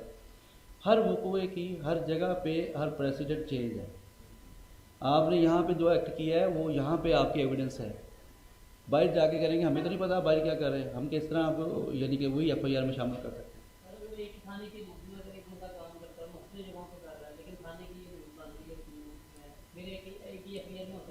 वो FIR का मकसद ये नहीं है कि वो एक काम नहीं करना। FIR जो है फर्स्ट इंफॉर्मेशन रिपोर्ट ये है कि आपने पहले तो ये है FIR की वो टॉपिक नहीं है, FIR बीच में आ जाती है हमारी। FIR ये है कि कोई भी काम जो इन्वेस्टिगेशन पुलिस ऑफिसर को आपने दी एप्लीकेशन कि जी ये रिपोर्ट है, वहाँ पे मैंने देखा ये काम हो रहा है, ये हुआ हो गया है, उसको आप फर्स्ट इन्फॉर्मेशन रिपोर्ट कहते हैं। पुलिस वाला उस फर्स्ट इन्फॉर्मेशन रिपोर्ट के ऊपर चलता है और वो FIR देता है और वो हुए की तस्दीक करता है, देखता है वाकई हुआ कि नहीं हुआ। ये नहीं कि वो बैठे हुए एप्लीकेशन के ऊपर ही वो काम कर देगा, वो देखेगा जाके कि जो आपने कहा कि जी वहाँ पे ये काम इसने किया है कि नहीं किया। उसकी तस्दीक करेगा, अपना पैरवी अफसर भेजेगा, अफसर भेजने के बाद तस्दीक करने के बाद एक मुतलका तरीके से FIR देगा। ये नहीं होता कि आप एक बंदे की सारी हुआ है कि FIR में डाल दें। अच्छा, इसमें आप 22 को कंक्लूड कर लें। मेरे 2-3 राइट ऑफ पार्टीज़ लिखा हुआ है यहाँ पे। नॉन कॉग्निजेबल ऑफेंसेस के ऊपर डायरेक्शन मिल सकती है? नहीं मिल सकती, वो कहते हैं नीचे जाएँ मजिस्ट्रेट के पास। मैजिस्ट्रेट के पास जाएं और वहाँ पे बीच में 155 का करवाएं। हाँ, उसमें बेसिकली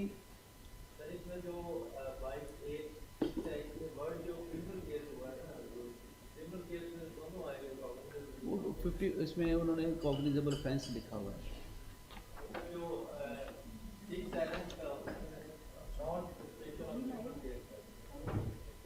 आप फरमा रहे हैं ना, उन्होंने कहा कि नॉन कॉग्निजेबल ऑफेंस जो है वो आपको परमिशन रिक्वायर्ड है मैजिस्ट्रेट की। करनी तो पुलिस नहीं है, लेकिन काम पुलिस एजेंसी पुलिस ही कर रही है। वो फॉर्म चेंज कर दिया उन्होंने कि उसके लिए आपको नीचे मैजिस्ट्रेट के पास जाना पड़ेगा। जैसा उसको जस्टिस ऑफ पीस मैजिस्ट्रेट को हिदायत नहीं दे सकता, उसके लिए उसको फॉर्म चेंज करा दिया कि ये फॉर्म ही नीचे जाने का है, आप मेरे पास गलत आ गए। हमारा फॉर्म कॉग्निजेबल ऑफेंस है। आप FIR जो करते हो कॉग्निजेबल ऑफेंस के ज़रिए आपने जो आके एप्लीकेशन दी है कि कॉग्निजेबल ऑफेंस मेड आउट होता है, तो इसने मेरी FIR नहीं दी, तो लिहाजा इसके लिए वो आप 22 से 22वीं में पिटीशन फाइल कर देते। आप जो डायरेक्शन दोगे वो बाकी CRPC एक्सक्लूड नहीं हो जाती 22 से 22B के अंदर? ये मतलब नहीं है कि आप उसको कुछ भी बीच में डायरेक्शन दे दें। अगर उसकी पावर के अंदर नहीं है, आप अब उसको आप ये डायरेक्शन देते हैं तुम्हारी पावर में ये था, तुम क्यों नहीं कर रहे, तुम गलत नहीं कर रहे, तुम करो। अगर जो चीज़ उसकी पावर में है ही नहीं, तो how can you tell him कि नहीं यार तुम फिर भी कर दो बीच में पकड़ के? वो भी कानून के पास, दोनों कोर्ट भी और वो भी कानून की किताब है CRPC की। अच्छा, इसमें वो जो बात है ना, नो हेयरिंग ऑफ अक्यूज, जिसके खिलाफ वो FIR का ऑर्डर कर रहा है वो बाउंड नहीं है उसको सुनने का। नो हेयरिंग ऑफ अक्यूज का है वर्ड, हम बीच में अहमद भाई ने बीच में स्लाइड रखी हुई है। जी सर, ये हाँ, 2011 PCR LJ 913 Justice of Peace while deciding the case under section 22 is not required to issue notice to the person against whom registration of case is required। इसमें यही बिल्कुल क्लियर किया गया कि जस्टिस ऑफ पीस बाउंड नहीं है कि दूसरी पार्टी को सुने। आ जाए तो सुनना भी ज़रूरी है, आ जाए तो वो सुन लेगा, अगर नहीं आती तो वो जो भी है उसने अकॉर्डिंग टू लॉ अपना जुडिशल माइंड अप्लाई किया और उसने उसके ऊपर FIR के आर्डर दे दिए हैं, तो इट जस्टिफाइड। इस चीज़ से भी लोग कुछ समझते हैं जी मुझे सुना नहीं गया।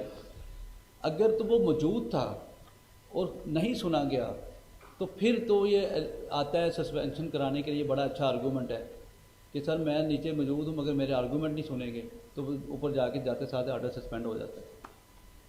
मगर आजकल तो सस्पेंशंस इसलिए ज़्यादा हो रही हैं क्योंकि नीचे भी आम ट्विस्ट होना शुरू हो जाते हैं केसेस के अंदर, जिसकी वजह से कोई प्रॉब्लम क्रिएट हुई है।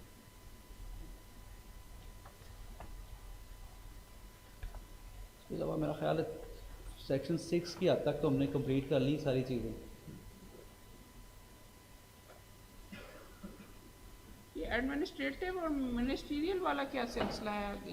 इसके अंदर जनाब ने स्लाइड्स में मेंशन किया हुआ था। हाँ, ये लिखा हुआ है सेक्शन जजेस एडिशनल सेशन जजेस while performing their duties as x officio justice of piece would perform their duties on administrative side. ये कहा ये गया तो जो जिसे हमने कहा नहीं कोजाई जुडिशल, ये एडमिनिस्ट्रेटिव ऑर्डर हैं कि 22 से 22 पुलिस को डायरेक्शन दें। जुडिशल ऑर्डर नहीं करवाए थे उन्होंने, कोजाई जुडिशल बना दिए थे। नहीं, तो सवाल ये कि ये डिस्टिंक्शन की सिग्निफिकेंस क्या है? क्योंकि ये भी केसेस मौजूद हैं कि एडमिनिस्ट्रेटिव अगर कोई फंक्शन है उसके अंदर रेट में इंटरफेयर नहीं किया जाता, मगर आप कह रहे हो कि यहाँ पर इसके अंदर रेट के अंदर किया जाता है जब उनका 22 से 22। ये उन्होंने जजमेंट में ये बताया कि ये जो इसकी मुकदमा की इंटेंशन जो थी ये एडमिनिस्ट्रेटिव थी और ये भी एडमिनिस्ट्रेटिव हैं। आप इनके बाकी 5 तक पढ़ेंगे तो सारे के सारे एडमिनिस्ट्रेटिव हैं। ये 6 को आके उन्होंने जुडिशल में कन्वर्ट किया, जो उन्होंने कहा कि इसको आप जुडिशल रिट्स के ज़रिए आप काम कर लें। और इनके ऊपर वो जजेस को तैनात कर दिया गया, उनको एडमिनिस्ट्रेटिव जज तैनात किया गया being a head of the police. अच्छा।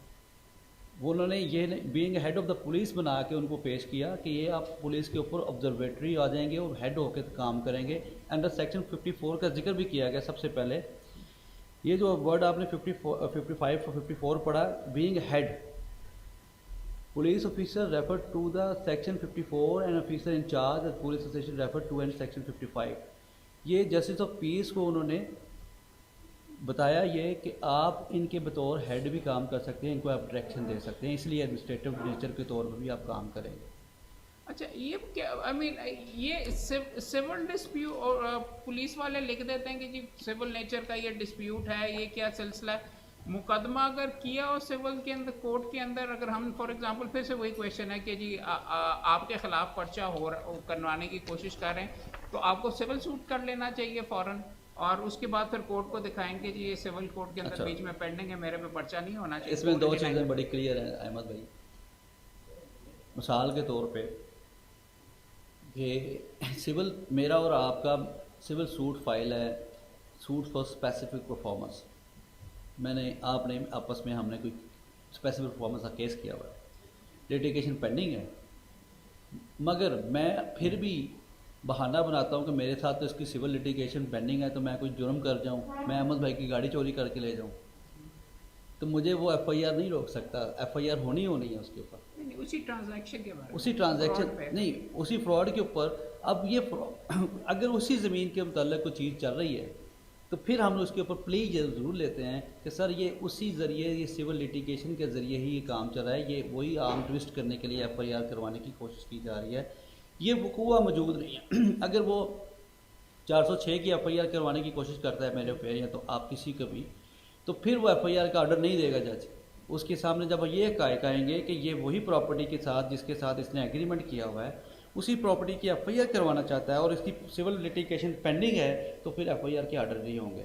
ये भी हाई कोर्ट की और नीचे रूलिंग बड़ी क्लियर हैं कि आजकल तो 406 की पहले ये दो लोग इसी तरीके से एफआईआर करवा देते थे पुलिस के साथ साजबाज होकर, पैसे लेके कि जी मैंने इसी प्रॉपर्टी जो मैंने इसने दी है, मैं कहूँगा जी इसके ऊपर मैंने 50 लाख रुपये दिया, तो मेरे खिलाफ इसने 50 लाख रुपये मेरा वापस नहीं कर रहा, तो इसके खिलाफ फौजदारी एप्लीकेशन देता हूँ, 406 की एफआईआर हो जाएगी।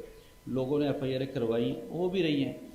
हाई कोर्ट ने और सुप्रीम कोर्ट ने अभी तो 406 की इसी सेम ट्रांजैक्शन और सेम प्रोपोजिशन के ऊपर बेल में अपनी फाइंडिंग दी कि जहाँ पे एग्रीमेंट का लफ्ज़ इस्तेमाल हो जाए, ये भी तारिक सलीम शेख साहब ने की, जहाँ पे एग्रीमेंट का लफ्ज़ इस्तेमाल हो जाए और ये पता चले कि इनका आपस में ये एग्रीमेंट हुआ था ज़मीन लेने देने का या किसी भी किस्म का एग्रीमेंट जिसमें प्रॉफिट आना और जाना साबित हो, वो फौजदारी के ज़मरे में 406 में नहीं फॉल करेगा। 406 की उन्होंने डेफिनेशन को उससे एक्सक्लूड कर दिया और उसकी बेल अलाउ हो गई और एक जजमेंट हमारे सामने इस तरह आ गई कि इस ट्रांजैक्शन जो इसने की है, सिविल को कन्वर्ट किया है फौजदारी में, इसके ऊपर भी कदगन लग गई कि ये अब एफआईआर नहीं हो सकेगी। 22 से 22B में हम यहाँ पे हमेशा जाके यही कहेंगे कि ये वही ट्रांजैक्शन है जिसकी सिविल लिटिगेशन पेंडिंग है और ये बंदा यहाँ पे आकर मेरा आर्म ट्विस्ट करना चाहता है और फौजदारी कानून के टूल को यूज़ करके मुझसे रिकवरी करना चाहता है, तो ये रिकवरी का टूल इस्तेमाल नहीं होना चाहिए मेरे ख़िलाफ़, जिसकी बना के ऊपर वो 22 से 22B की जो रिट पिटीशन है वो डिसमिस हो जाएगी और बात बहुत सारी हो रही हैं इसी बना के ऊपर। आप ये क्वेश्चन का जवाब बिल्कुल क्लियर हो गया। ये दुरुस्त है कि 489F के ऊपर एक मालियत से कम वैसे नहीं वो पर्चे वगैरह पुलिस वाले नहीं दे रहे, और ये वहाँ पे भी 489F के मामलात के अंदर, बिकॉज अगला हमारा प्रैक्टिकल एक्सरसाइज भी उस पर है, तो वहाँ पे केस रजिस्ट्रेशन का क्या तरीका होता है और ये सारे सबसे ज़्यादा पहले आसान तरीका ये है कि फौजदारी में जब आपका चेक बाउंस हो जाए ना, आपकी स्टैंप लग जाए within 6 month of issuance of cheque, ये एक प्रॉमिसरी नोट होता है चेक, 6 माह के अंदर अंदर इसने आपने प्रेजेंट करना है उस इशुएंस की डेट से लेकर 6 माह तक। अगर 6 माह गुजर जाते हैं तो वो चेक डी वैल्यू ख़त्म हो जाएगा, स्टेल हो जाएगा, उसको आप ना आर्डर 37 का दावा कर सकते हैं, ना ही आप उसके ऊपर एफआईआर करवा सकते हैं, वो समझे कागज़ का टुकड़ा रह गया। तो इसीलिए इस चीज़ का भी विजिलेंट होना पड़ता है। पहले लोग ऐसे चेक रख लेते थे, मगर अगर आपने स्टैंप लगवा के डिसऑनर स्लिप लगवा के रख लिया तो 50 साल भी पड़ा रहा, आप उसके बाद उसके ऊपर एफआईआर करवा सकते हैं, क्योंकि वो ऑफेंस जो है वो मेड आउट हो चुका है जब उसका स्टैंप लग गई, बैंक से लगती है। डिसऑनर स्लिप जिसे कहते हैं, स्टैंप डिसऑनर स्लिप को कह रहा हूँ मैं, जहाँ उसका अकाउंट ना हो। इसमें भी 3 चीज़ें आई।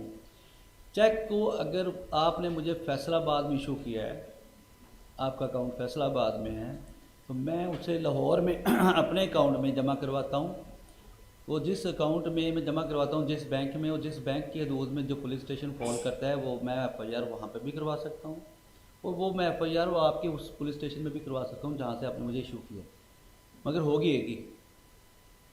तो इसमें भी ये थी चीज़ें जो उसमें जजमेंट्स ने ये भी चीज़ें क्लियर कर दी।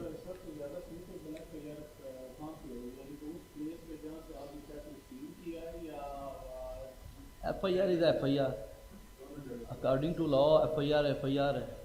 आपको जहाँ पे देखें कि आपके उसको मुश्किल पड़ सकती है वहाँ पे करवा लें।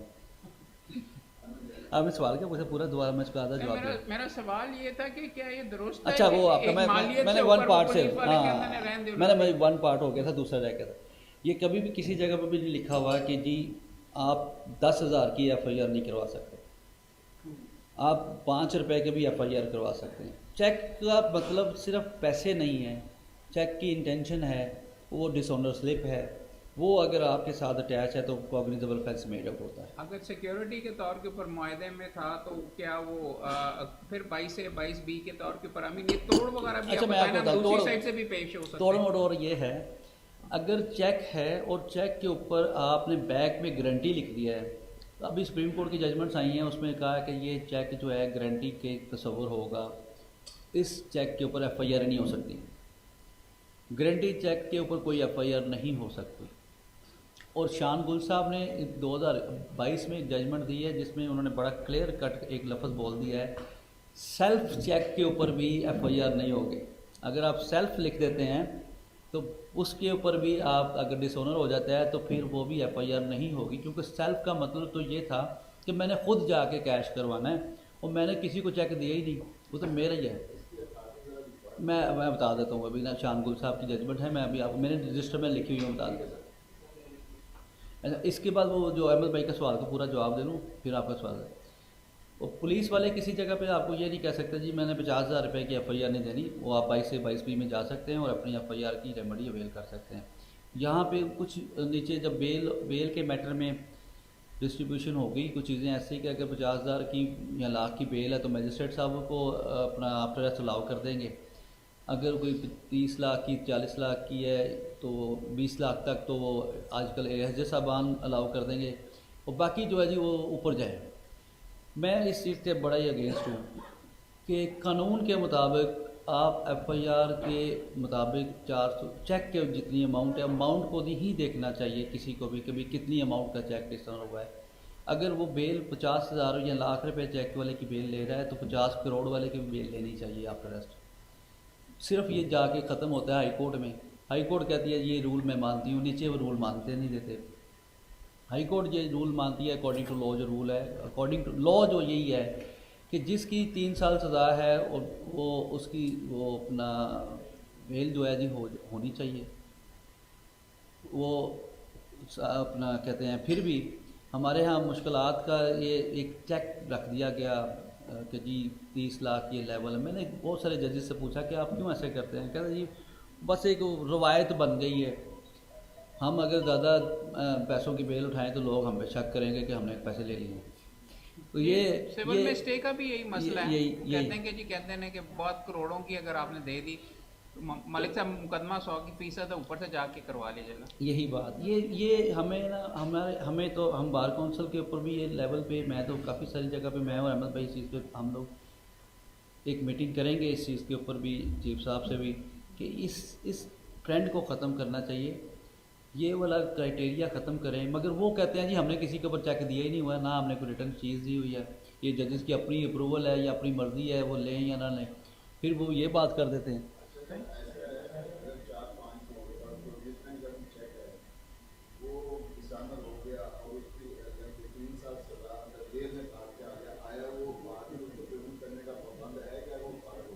देखें, फौजदारी कानून की सज़ा और है, विद फ़ाइन भी है, मगर अगर वो रिकवरी का सूट फाइल करता है तो उसने अपनी रिकवरी करनी है आपसे पैसों की। आपने सज़ा भुगती है अपने फौजदारी एक्ट की, ये आपने पैसों की सज़ा नहीं भुगती।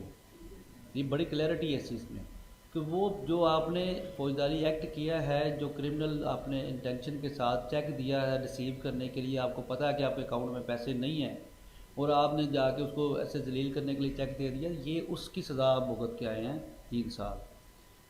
वो सज़ा जो बाकी वो रिकवरी कर सकता है, वो अपनी रिकवरी के अंदर जाएगा तो आपको पैसे देने पड़ेंगे। जो रिकवरी के मोड हैं आपको, वो अहमद भाई को पता है मोड का क्या मोड है इसके सिविल सूट में।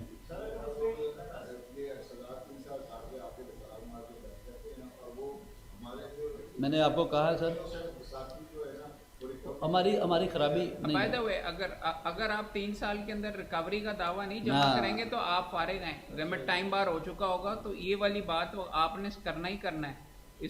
अगर आप इस चीज पे बैठे हुए हैं कि जब वापस आएगा तो देखी जाएगी वगैरह, नहीं तो होना, ये आपने टाइम पर ही रिकवरी का सूट फाइल करना है। रिकवरी ऑर्डर 37 का दावा फाइल करेंगे आप, ऑर्डर 37 का मसला, लेकिन ये भी देख लीजिए।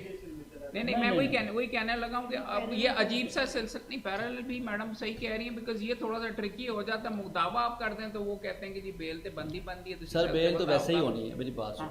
बेल जो है 489F की जो बेल है वो as a matter of right आपको हाई कोर्ट ने दे ही देनी है आफ्टर एस बेल। ये 3 साल सज़ा तो आप काट रहे हैं, मजिस्ट्रेट की अगर सज़ा दे देता है ट्रायल के बाद, उसमें आपकी जो है सिविल लिटिगेशन आपको बाहर नहीं करेगी। आपने वो मजिस्ट्रेट ने सज़ा दी है आपके उस एक्ट की, वो एक्ट में आप सज़ा देते भी हैं तो ऑर्डर 37 का दावा आप फाइल करते हैं तो आपकी रिकवरी का लहदा प्रोसेस है, वो चलना ही चलना है, वो सज़ा लहदा चलनी है। वो लहदा बात है कि आप कॉम्प्रोमाइज़ कर लेते हैं, कई जगह पे जाके पैसे दे के वैसे जान छुड़ा लेते हैं लोग।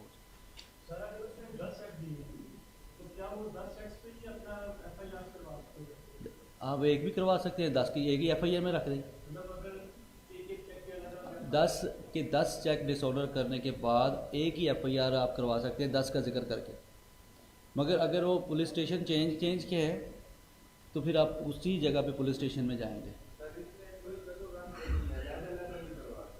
मर्जी है ना आपकी मैंने उन्होंने कहा हो सकती है इकट्ठी हो सकती है, मगर पुलिस स्टेशन एक ही हुए तो, मगर एक ही पुलिस स्टेशन पे 10 चेक डिसऑर्डर हो गए एक ही बैंक में, तो आप एक ही FIR करवा दें। हमने कई दफ़ा करवाई सर।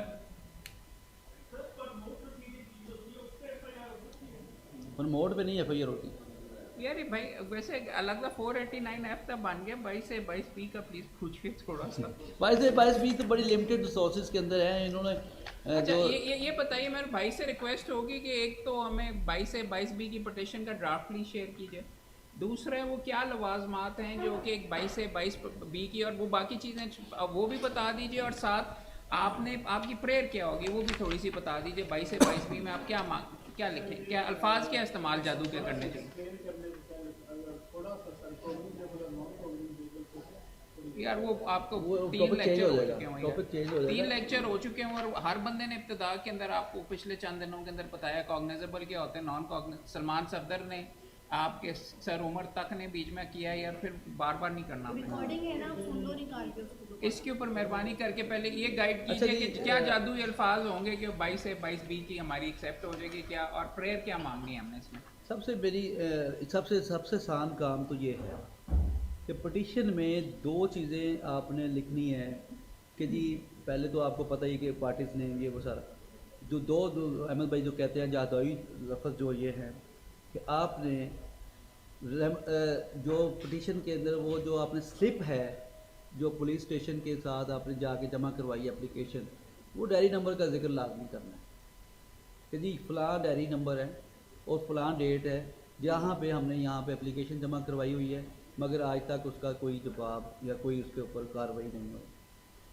ऑफेंस लिखना पड़ता है कि हमारे नज़दीक ये बनता है कि बस नहीं बनता है, आपकी मर्ज़ी है कि आप ऑफेंस अपनी एप्लीकेशन में लिखें या ना लिखें। आपकी जो एप्लीकेशन है, जो इस वकूए के बारे में आप एप्लीकेशन दे रहे हैं, वो बड़ी कामयाब होनी चाहिए। वो आपके सामने कॉग्निजेबल ऑफेंस मेड आउट होना चाहिए। आपने हक़ाइक़ को ट्विस्ट नहीं करवाना, मिसाल के तौर पे आपके पास क्लाइंट आ जाए तो आप उसे कहें कि मैं तेरी एप्लीकेशन आप ही बना देना, वो नहीं करना हमने। जो उसके साथ वाक़या हुआ है उस वाक़े को आपने उसी तरीके से रखना है, उसी तरीके में आपने अपने अल्फाज को बेहतर कर देना है, कानूनी जवाज़ दे देना है उस FIR कराने की एप्लीकेशन को। अगर वो एप्लीकेशन अपने तौर पे दे भी आया है और उसने अपना वकूआ बयान कर दिया है तो फिर भी आप उसको चेंज नहीं कर सकते। ये तो पहले की बात कर रहा हूँ कि अगर आपके पास आ जाए तो आप उसको कोई FIR की एप्लीकेशन लिख दें। अगर वो एप्लीकेशन अपने तौर पे दे आया है और उसमें भी कॉग्निजेबल ऑफेंस मेड आउट नहीं होता तो फिर भी आप उसे ऐड नहीं कर सकते, क्योंकि वो रिकॉर्ड का हिस्सा बन गया हुआ है पुलिस स्टेशन के पास। अगर आप नई एप्लीकेशन लिखते हैं, वो एप्लीकेशन दोबारा पुलिस वाले आके जज साहब को जमा करवा देते हैं, जनाब के इसने तो फलां जगह पर ये हमें एप्लीकेशन दी है, आपको ये एग्जैजरेट कर रहा है, तो फिर भी आपकी पिटीशन डिसमिस है, वो आपकी इंटेंशन क्लियर हो जाएगी। अगर आपने मिसाल के तौर पे किसी बंदे ने FIA में एप्लीकेशन दिया कि जी मेरे इतने पैसे इसने देने हैं बाहर भेजने के और मुझे ये दे नहीं रहा, तो FIA वाले की एप्लीकेशन पेंडिंग है, वो नहीं कर रही आपकी FIR, तो आप पुलिस स्टेशन में FIR की एप्लीकेशन दे देते हैं कि सलाम मैंने इससे पैसे लेने हैं, मुझे पैसे नहीं दे रहा, तो फिर भी आपके ऊपर ये कंसीलमेंट आ जाएगी कि आपने वो एप्लीकेशन छुपाई है, तो लिहाजा दो फॉर्म इस्तेमाल करने की वजह से भी आपकी 22 से 22 भी डिसमिस हो जाएगी। 22 से 22 भी FIA या नैब वगैरह को आप कर सकते हैं? नैब को आप नहीं कर सकते, आप FIA को कर सकते हैं। अगर FIA डायरेक्शन नहीं मान रही, आपकी बात नहीं मान रही, तो आप 22 से 22 में FIA को देंगे, FIA को पार्टी बना के आप एप्लीकेशन दे सकते हैं। सेशन जज के पास के और सेशन जज के पास नहीं 22 से 22 भी जो एडिशनल सेशन जज जस्टिस ऑफ पीस है उसी के पास उसी के पास FIA के ख़िलाफ़ एप्लीकेशन आएगी, FIA की डायरेक्शन वो दे सकते हैं। और एंटी करप्शन की अदालत को भी, एंटी करप्शन की अथॉरिटी को भी वो ये डायरेक्ट कर सकते हैं कि अकॉर्डिंग टू लॉ इसकी प्रोसीडिंग करें। बट FIA के अंदर तो पहले तो वो परचेज से पहले इंक्वायरी इन्वेस्टिगेशन नहीं करते, अगर तो वो शुरू में इंक्वायरी, ही आप 22 से 22 भी कैसे? मैं बताता हूँ, आपकी वो इंक्वायरी नहीं कर रहे आप आ सकते हैं, आपकी FIR नहीं कर रहे तो वो भी आप आ सकते हैं। आपको अगर वो बगैर इंक्वायरी के बैठा लेते हैं तो फिर भी आप आ सकते हैं कि सर मेरे साथ ज्यादती हो रही है, जस्टिस ऑफ पीस उसके ऊपर एप्लीकेबल है, उसकी FIA के ऊपर, और एंटी करप्शन की भी कुछ चीज़ें उसमें आ जाती हैं। उस एंटी करप्शन में भी ये आप जस्टिस ऑफ पीस के ऊपर एप्लीकेशन बता सकते हैं कि मैंने फ़लाँ पटवारी से ये काम के लिए उसने मुझसे पैसे लिए हुए हैं और पटवारी एंटी करप्शन के साथ मिल गया है और मेरी FIR नहीं हो रही, तो 22 से 22 भी उसके ऊपर भी अप्लाई होगी। बार काउंसिल आपकी कंप्लेंट के ऊपर अगर एक्ट नहीं कर रहा तो वहाँ पे 22 से 22 भी आप करवा सकते हैं। डिसिप्लिनरी कमेटी नहीं अगर आपकी चल रही है कि ये करके नहीं, तो उन्होंने इनकी लिमिटेड, इनकी पावर भी लिमिटेड कर दी उन्होंने। पब्लिक प्लेस पे या पब्लिक पार्टीज़ को नहीं बना सकते आप इसमें पार्टी। ये इसमें पुलिस है, FIA है, और एंटी करप्शन है, और फौज भी शामिल नहीं है इसमें। किसी तरह के कोई इदारे इसमें और नहीं आ सकते, कोई वफाकी इदारे नहीं आ सकते, कोई इसमें सूबाई इदारे नहीं आ सकते। सिर्फ ये मुतलका इसको लिमिटेड स्कोप के ज़रिए डेलीगेट किया गया। अदरवाइज़ बाकी जो चीज़ें वो हाईकोर्ट ने अपने पास रखी हुई हैं। हाईकोर्ट भी समझदार है, उनको पता था आपको जो चीज़ें देनी है, जहाँ जहाँ आपका रश कम करना है वो काम हमें उन्होंने नीचे डेलीगेट कर दिए। इसका फ़ायदा हो गया काफ़ी। बहुत सारे लोगों की पैसे कम होने के बाद हाई कोर्ट के लोग, वकील साहब फीसें ज़्यादा मांगते हैं, इसी रेट के 50 लाख रुपए मांग लेंगे, 10 लाख मांग लेंगे। हम जैसे 50,000, 20,000, 10,000, 5,000, कई लोग मेरे भाई 2,000 में भी कर देते हैं। उनको मना करता हूँ मैं कि आपने 2,000 रुपये 22 से 22 भी नहीं करनी। मैंने आपको रिक्वेस्ट करनी है कि आप लोगों ने अपना स्टैंडर्ड ऑफ फीस जो है वो इस तरीके से रखना है। मैंने आपको मिसाल प्रैक्टिकल बता देता हूँ। मैं सेक्शन कोर्ट बैठा हुआ हूँ, तो मैंने ना लोगों, मेरे पास एक 22 से 22 भी वाला आया। मैंने कहा ठीक है जी दे दे मेरी फ़ीस 50,000 है। उसने मुझे कहा भाई मैं अभी आता हूँ। मेरा वाकई भी आपके पास वाकई बंदा नहीं आना होता है, तो मैंने कहा चल जितनी है दे दें यार, घबरा ना। चला गया। उसने कहा 50 को कम करूँगा 25 आएगा। वो साथ एक मेरा दोस्त और बैठा हुआ है, उसने 1500 में कर दी। तो मुझे, वो फिर रहा था इधर, मैंने कहा ये क्या भला है भाई, मैं ऑर्डर भी ले लिया। मैंने कहा यार क्या किया, कहते उसने 1500 ले लिया। मैंने उसको जाके हाथ जोड़ के कहा भाई ये 5,000 तुझे देता हूँ, 1500 ना लिया कर यार। दोस्तों को रिक्वेस्ट करनी चाहिए, आपस की बात है ये, रिकॉर्डिंग के हिस्से के बाद की बात है कि फ़ीस का स्टैंडर्ड आपने अच्छा रखना है। ये ज़्यादती है। अमान की बात है कि मुझे उसी दिन 50,000 मिला था मगर किसी और केस में मिला था। अमान की बात है, आपने तवक्कल अल्लाह पे रखना है और अल्लाह ताला आपकी रोज़ी रोटी का जो ज़ामन अल्लाह ही है, कोई बंदा किसी को नहीं दे सकता। मैंने हमेशा ये देखा है कि अब जितने पक्के ईमान से जाएंगे, वो बड़ा मोटिवेशनल स्पीकर है, इंडियन है, वो बंदे ने बड़ी अच्छी बात की। उसने कहा कि आप अपने लेवल को जिधर रखोगे उसी लेवल की चीज़ें आपको मिलेंगी। आप अपने लेवल को नीचे गिराओगे तो निचली चीज़ें आपको मिलेंगी। आपने अपना लेवल बढ़ाना है। जब आपका लेवल यहाँ पे खड़ा है और आप कहें जी मैंने इतने की करनी है, मैंने नहीं करनी इससे नीचे, तो आपको वो मिलेगी। वो एक एक मिसाल उसने दी थी अहमद भाई, अगर वो 7 लाख रुपये में एक रिट करते हैं ना, यकीन माने तो ये 7 लाख में करके तो स्कूल में है। कई लोग जो है वो 2 लाख में, जो 25,000 वाले हैं वो रुल रहे हैं, वो 50 करके भी 7 लाख पे नहीं जा रहे। तो स्कूल से रोटी कमाई जो आपके नसीब में वो आपको मिल जानी है, कोई आपकी रोटी नहीं रोक सकता। ये भी ज़हन में रखें कि 7 लाख फीस लेने के लिए उसके पीछे मेहनत भी लगती है, ठीक है, ये भी याद नहीं वो तो मेहनत ही तो बड़ा ज़्यादा है के अंदर यार। मैंने कहा 7 लाख रुपए मिलते नहीं, मिलती का है 80 मैं चुप करके बैठा हूँ, 80% मुफ्त में करने पड़ते हैं। नहीं वो करना। देखिए जी, सियासी वकीलों को हमें सियासी तौर पे दोस्तों के हकाइक, सीधी सी बात है, दोस्त हमें कहते हैं आप जैसे भाई आ जाएंगे, ये करना है, वो आता है इसलिए वो बंद करा दी है वो। नहीं भाई, मुझे बल्कि मुझे टैक्स देना पड़ जाता है 80%। मैं आपको अल्लाह ऐलान कह रहा हूँ, 80% बंदे आके कहते हैं जी वो मेरे चाचू हो गए, मेरे रिश्तेदार हैं, आप इनका करने मल्टी करोड़ों रुपए का होता है। वकील साहब ने फीस भी ले ली होती है। अक्यूज राई होता है, ऐब एक शेख होता है, कहते हैं मेरे चाचू हैं और ये वगैरह, आप ये कर लीजिए, ये लिफाफा जी ये लीजिए, कर लीजिए ना कर लीजिए। अभी मैंने बल्कि यहाँ पे बैठ के ये तैयार करना है, वो लिफाफा देते तो उसमें 50,000 आपको बीच में पकड़ा देता, क्या करो उसमें मुंशी तक नहीं, बीच में 50,000 के अंदर करो। नहीं मजाक की बात है, अहमद भाई की बात से आगे चलेगी। एक ना बंदा ने ना हमें कहा कि जी मेरे ना चाचे का पुत्र है तो इसकी बेल करानी है। हमने जाके जज को रिक्वेस्ट की, सर मेहरबानी करें, बच्चे का जाती है ये मामला। उन्हें क्या है साहब, चाचा क्रिश्चियन है? नहीं उन्हें क्या वो लिखे बसी यार सीधे सही से दस जाकर। नहीं अच्छा, ये अहमद भाई की बात है। आधी बात तो तूने बीच में डाल दी। कितने एसोसिएट साथ लेके जाएंगे तो 22 बी की पिटीशन जी मैं हाँ ये आपकी बात 22 बी के पिटीशन जो है आपका अगर मेरिट बनता है ना तो आप अकेले भी जाएंगे तो मेरिट पे बन जाएगी। आपने अपना केस इस्टेब्लिश करना है, आपका केस इस्टेब्लिश वो उधर ही आ जाते हैं। प्रेयर में मैंने 2 चीज़ें आपको बयान की, उधर से बात निकल गई।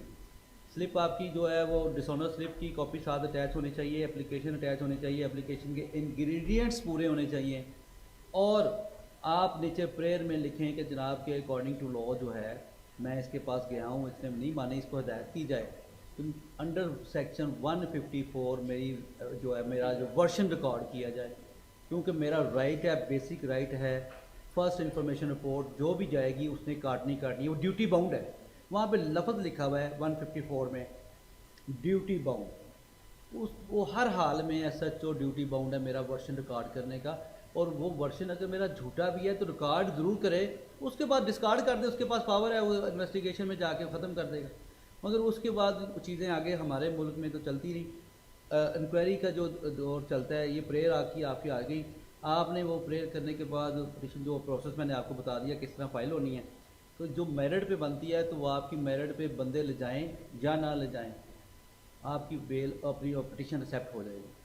अगर उसमें नहीं बनती, कॉग्निजेबल ऑफेंस मेड आउट नहीं होता, तो वो जज अपने आप से कैसे कह सकता कि मैं ये आर्डर आपको दे दूँ? नहीं, सदर सुदर की बात भी नहीं है। देखिए जो बनती होती है चीज़ें बन जाती हैं। अब मैं आपको बताता हूँ, एक मेडिकल लगा हुआ साथ लड़ाई झगड़े का, पिटीशन के साथ आपने अपनी पिटीशन में डॉक्यूमेंट सारे पूरे किए हुए हैं। मेरा जी ये डेट का डॉक्यूमेंट है, ये डेट का मेडिकल है, ये डेट की एप्लीकेशन है, मेरा वर्शन रिकॉर्ड नहीं हो रहा। वो जिधर मर्जी जज साहब को किसी जगह से फ़ोन क्यों ना आ जाए, वो इस वर्शन को छोड़ नहीं सकता। वो इस वर्शन को जो मैं आपको बता रहा हूँ, वो उसके ऊपर FIR के आर्डर उसने करने ही करने हैं। वो अपनी कई चीज़ें ऐसी हैं, वो सदर जाए या सेक्रेटरी जाए, कोई इस चीज़ से आगे नहीं जाएगा। वो भी कहेगा जो 19-20 का फ़र्क है वो मुझे डिस्क्रिप्शन है मेरे पास, कि भाई बनती भी है नहीं भी बनती तो मैं इसको कर दूँ। अदरवाइज़ जो चीज़ नज़र आती है on the face of it वो कभी भी कोई भी जज आपको नहीं रोक सकता। तो लिहाजा वो चीज़ें जो बंदे ले जाने वाली है अहमद भाई, वो ट्रेंड तो बड़ा ही गलत है। उस ट्रेंड को हमें डिस्कार्ड करना चाहिए, रोकना चाहिए। वो बार कौंसल में भी हमने आपने इस अच्छा काम शुरू कर दिया है। इसी ट्रेंड के साथ जब ये लोग आगे जाएंगे, फिर ये आगे से आगे जाएंगे, वो ट्रेंड ख़त्म हो जाएगा। ये ट्रेंड बनने में भी 5 साल लगे हैं, 5-5, 10-10 5 साल लगे हैं वो ख़राबी होने में, तो सही होने में भी 5 साल लगेंगे। आप लोगों ने ठीक करना है। आप लोग बैठ के पढ़ रहे हो, अगर आप लोग पढ़ोगे नहीं, आप भी फिर 10 बंदे जाके वो काम कराओ, जाके लड़ाई झगड़े भी करो, जाके काम भी कराओ, डराओ धमकाओ। इसी बार काउंसिल ने ये काम ठीक करना है। हमसे पीछे हम नहीं कहना चाहते क्या हुआ। वो 5 सालों में बंदे ख़राब हुए, वो आपने इंशाल्लाह ताला ठीक हो जाना है।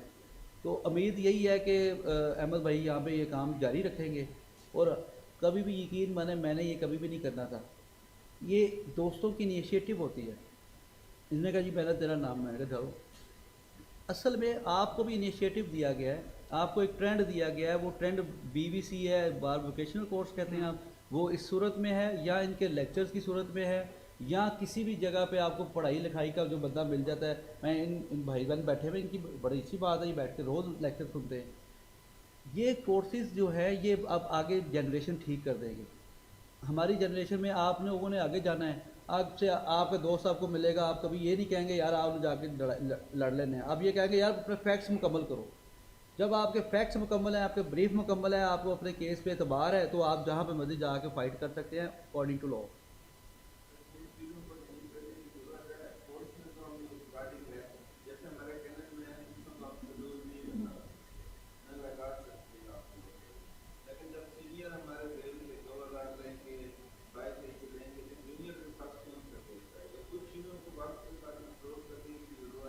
यार ये भी वो बहुत फिर मान के आगे। मैंने ना सरगोदे बार का एक पढ़ा, वो जो आपकी बात कर रहे हो ना, सरगोदे बार ने बाकायदा लिख के लगाई हुई है कि जी 22 का ये रेट है, बार कौंसल अपना अपना सिविल सूट का ये रेट है, 1500, 20,000, 2,000, 3,000 इस तरह उन्होंने लगा दिया है।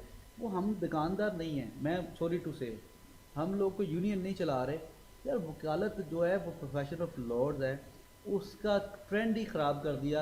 सॉरी, मैं माफ़ी चाहता हूँ अगर आप लोगों ने किसी को बुरा लगे। ये रेट लिख के लगाना कि हम कोई बुकाऊ माल हैं। भाई मेरा दिल कर रहा है, मैंने ये पिटीशन करनी है, मेरे पास आए हो, इतने की करनी है। ये भी थोड़ा सा देखें ना। हम लोग कहते हैं यार वहाँ आ गया तो जावे ना, जिसने आपके पास आना है उसने आना ही आना है। थोड़ा सा स्ट्रेस होके देखें, थोड़ा सा अपने आप को अल्लाह की तरफ से भी कोई चीज़ें अपने जहन में रखें। दारोमदार वही है कि लिखने के बाद भी नहीं आना। कईयों को अल्लाह ताला ने पीछे से दे देना, आगे से दे देना, पता नहीं चल रहा कहाँ से आया। हर वकील कुछ ना कुछ जो एम है वो खा के ले के जा रहा है। रोटी उसको मिल रही है, कागज़ उसके पास है, दफ्तर उसके पास है, दोस्त उसके पास है, 19-20 हर बंदे की आती है, मुश्किलात आती हैं। मगर वो जो आप सर्वाइव कर जाओ, पहला साल, दूसरा साल, तीसरा साल, अल्लाह ताला का रास्ता बन जाता है। और रास्ता बन जाए तो फिर आपका चीज़ें रुकती नहीं। बाकी अल्लाह ताला को पता अगर नहीं आता, ये जो रेट लिखने वाले इनको चाहिए जाके काम छोड़ के कोई और काम कर लें। मैंने इनको बड़ा रोका है, मैंने कहा ये क्या हरकत कर रहे हो यार, ये एथिकली हमारे ख़िलाफ़ है।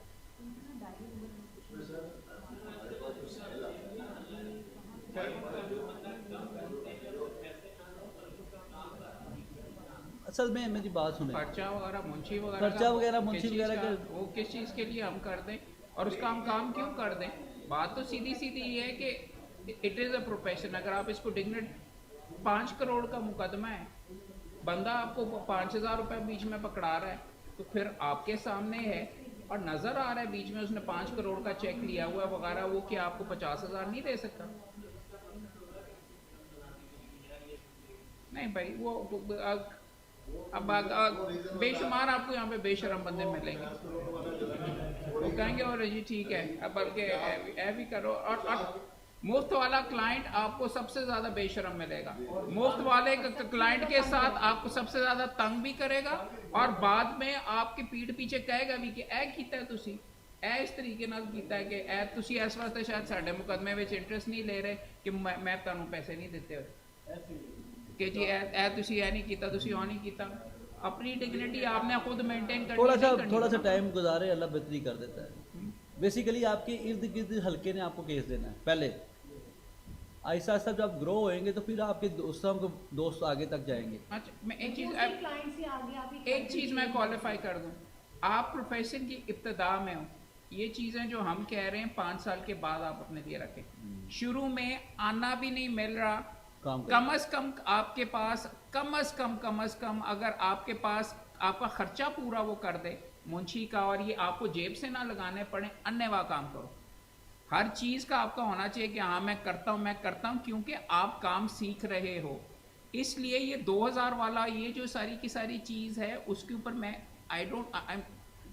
आदत ना बनाओ, और 5 साल के बाद पहले वाले चंद बेशक मुश्किल मुफ्त कर दो, आइंदा बीच में उसको कहना जी काफ़ी हो गई है। मैंने बड़ी दुनिया के मुफ्त अग्रीमेंट्स बनाए हैं। अब उनके करोड़ों के जब आते हैं कि इसको कहते हैं जितने म्यूजिशियंस वगैरह, मैं उनको कहता हूँ यार भाई इसके अंदर से आपका इतना है, मुझे इतनी आप बीच में फीस देंगे, तो आप मिल जाती है। तो समटाइम मछली को हुक करने के लिए भी कुछ चीज़ें छोटी मोटी भी कर लेनी चाहिए। आप लोग जो कहते हैं ना इतने भी कर रहे हैं, कर लो। आप लोग शुरू कर रहे हो ना, अभी आपको आने चाहिए। मैंने जब वकालत शुरू की, बेसिकली मैं आपको बताऊँ, मुझे सबसे पहले एक तलाक का केस महल्ले से आ गया। मैंने कहा, अब्बा जी ने कहा जी ये आगे यार फला रहता है तो इसको पैसे ना लेंगे। मैंने कहा ठीक है। वो फौजदारी में मैंने प्रैक्टिस शुरू की, फौजदारी में तो केस तलाक का आ गया, मगर इनकार नहीं किया इसलिए कि आपके इर्द गिर्द सर्कल ने आपको वकील बनने के बाद आजमाना होता है। वो आप सर्कल को, आप उस केस को करें, कुछ चीज़ें अपने तौर पे करें, और उसने ना भी लें तो आपको खर्चा दे जाता है कि चलो जी आप कागजात मुंशी का खर्चा है। मगर आपका अहमद भाई की बात, अभी आप काम प्रोसेस के अंदर है, आप काम करेंगे आपको काम आएगा। मैंने शुरू में 392 की, कोई 50 बेलें एक ही बंदे की थी, वो डाकू मिल गया मुझे। वो नहीं, वो बंदा था, उसके पास 50 FIR है, उसकी बेल मैं एक कराऊँ, दूसरी आ जाए, तीसरी आ जाए। वो भी ऐसा ऐसा देते थे। उसके पीछे जो गैंग था, असल में आपका ट्रेंड ठीक हो जाता है। आप काम करते हो, आपको मुझे पता चल गया फला फला जरिए इसकी बेल होती है, इसमें रिकवरी ना हुई हो तो बेल मजिस्ट्रेट ही ले लेगा, रिकवरी की वैल्यू कम होए मजिस्ट्रेट ले लेगा। मजिस्ट्रेट की आप फिर आपका जेन बनता रहता है, आपको उस चीज़ का पता चलता है प्रोसेस में गुजरने के बाद। आप अभी अभी कहें जी मुझे दे, वो जो बेल्स होती हैं वो आपको उस ट्रेंड की तरफ लेके जाती हैं। वकालत आप जा रहे हो, अदालत में आ रहे हो, जा रहे हो, ब्रीफ पकड़ा हुआ है, लोगों को पता चलता है यार ये प्रोफेशनल वकील है और इसके पास काम है, आ जा रहा है, थोड़े पैसे भी लिए हैं, कोई मसला नहीं, काम करो। जब आप अदालतों में नज़र आओगे, आपके क्लाइंटेज आपकी खुद ब खुद बढ़ेगी। आपके जो रिश्तेदार हैं, जो बाकी दोस्त हैं, वो भी कहेंगे जी मुंडा टाइम से ज़्यादा टाइम से आंदा तरीके का काम कर रहा है। आपका काम जो है वकालत 5 साल आप समझें मेहनत मजदूरी करनी है। अहमद भाई की बात बिल्कुल ठीक है। आप उस दौर में ना गुजरें कि जी मैंने फलां फलां चीज़, अभी तो आप जो आता है वो अल्हम्दुलिल्लाह करके करी जाए। आप प्रोसेस में जा रहे हो, आपको आप समझ लो कि आप डायमंड बन रहे हो, आपको ठोकरें लगेंगी, आप सोना बन जाओगे, कोई प्रोफेशन छोड़ जाएंगे, कोई प्रोफेशन में रह जाएंगे।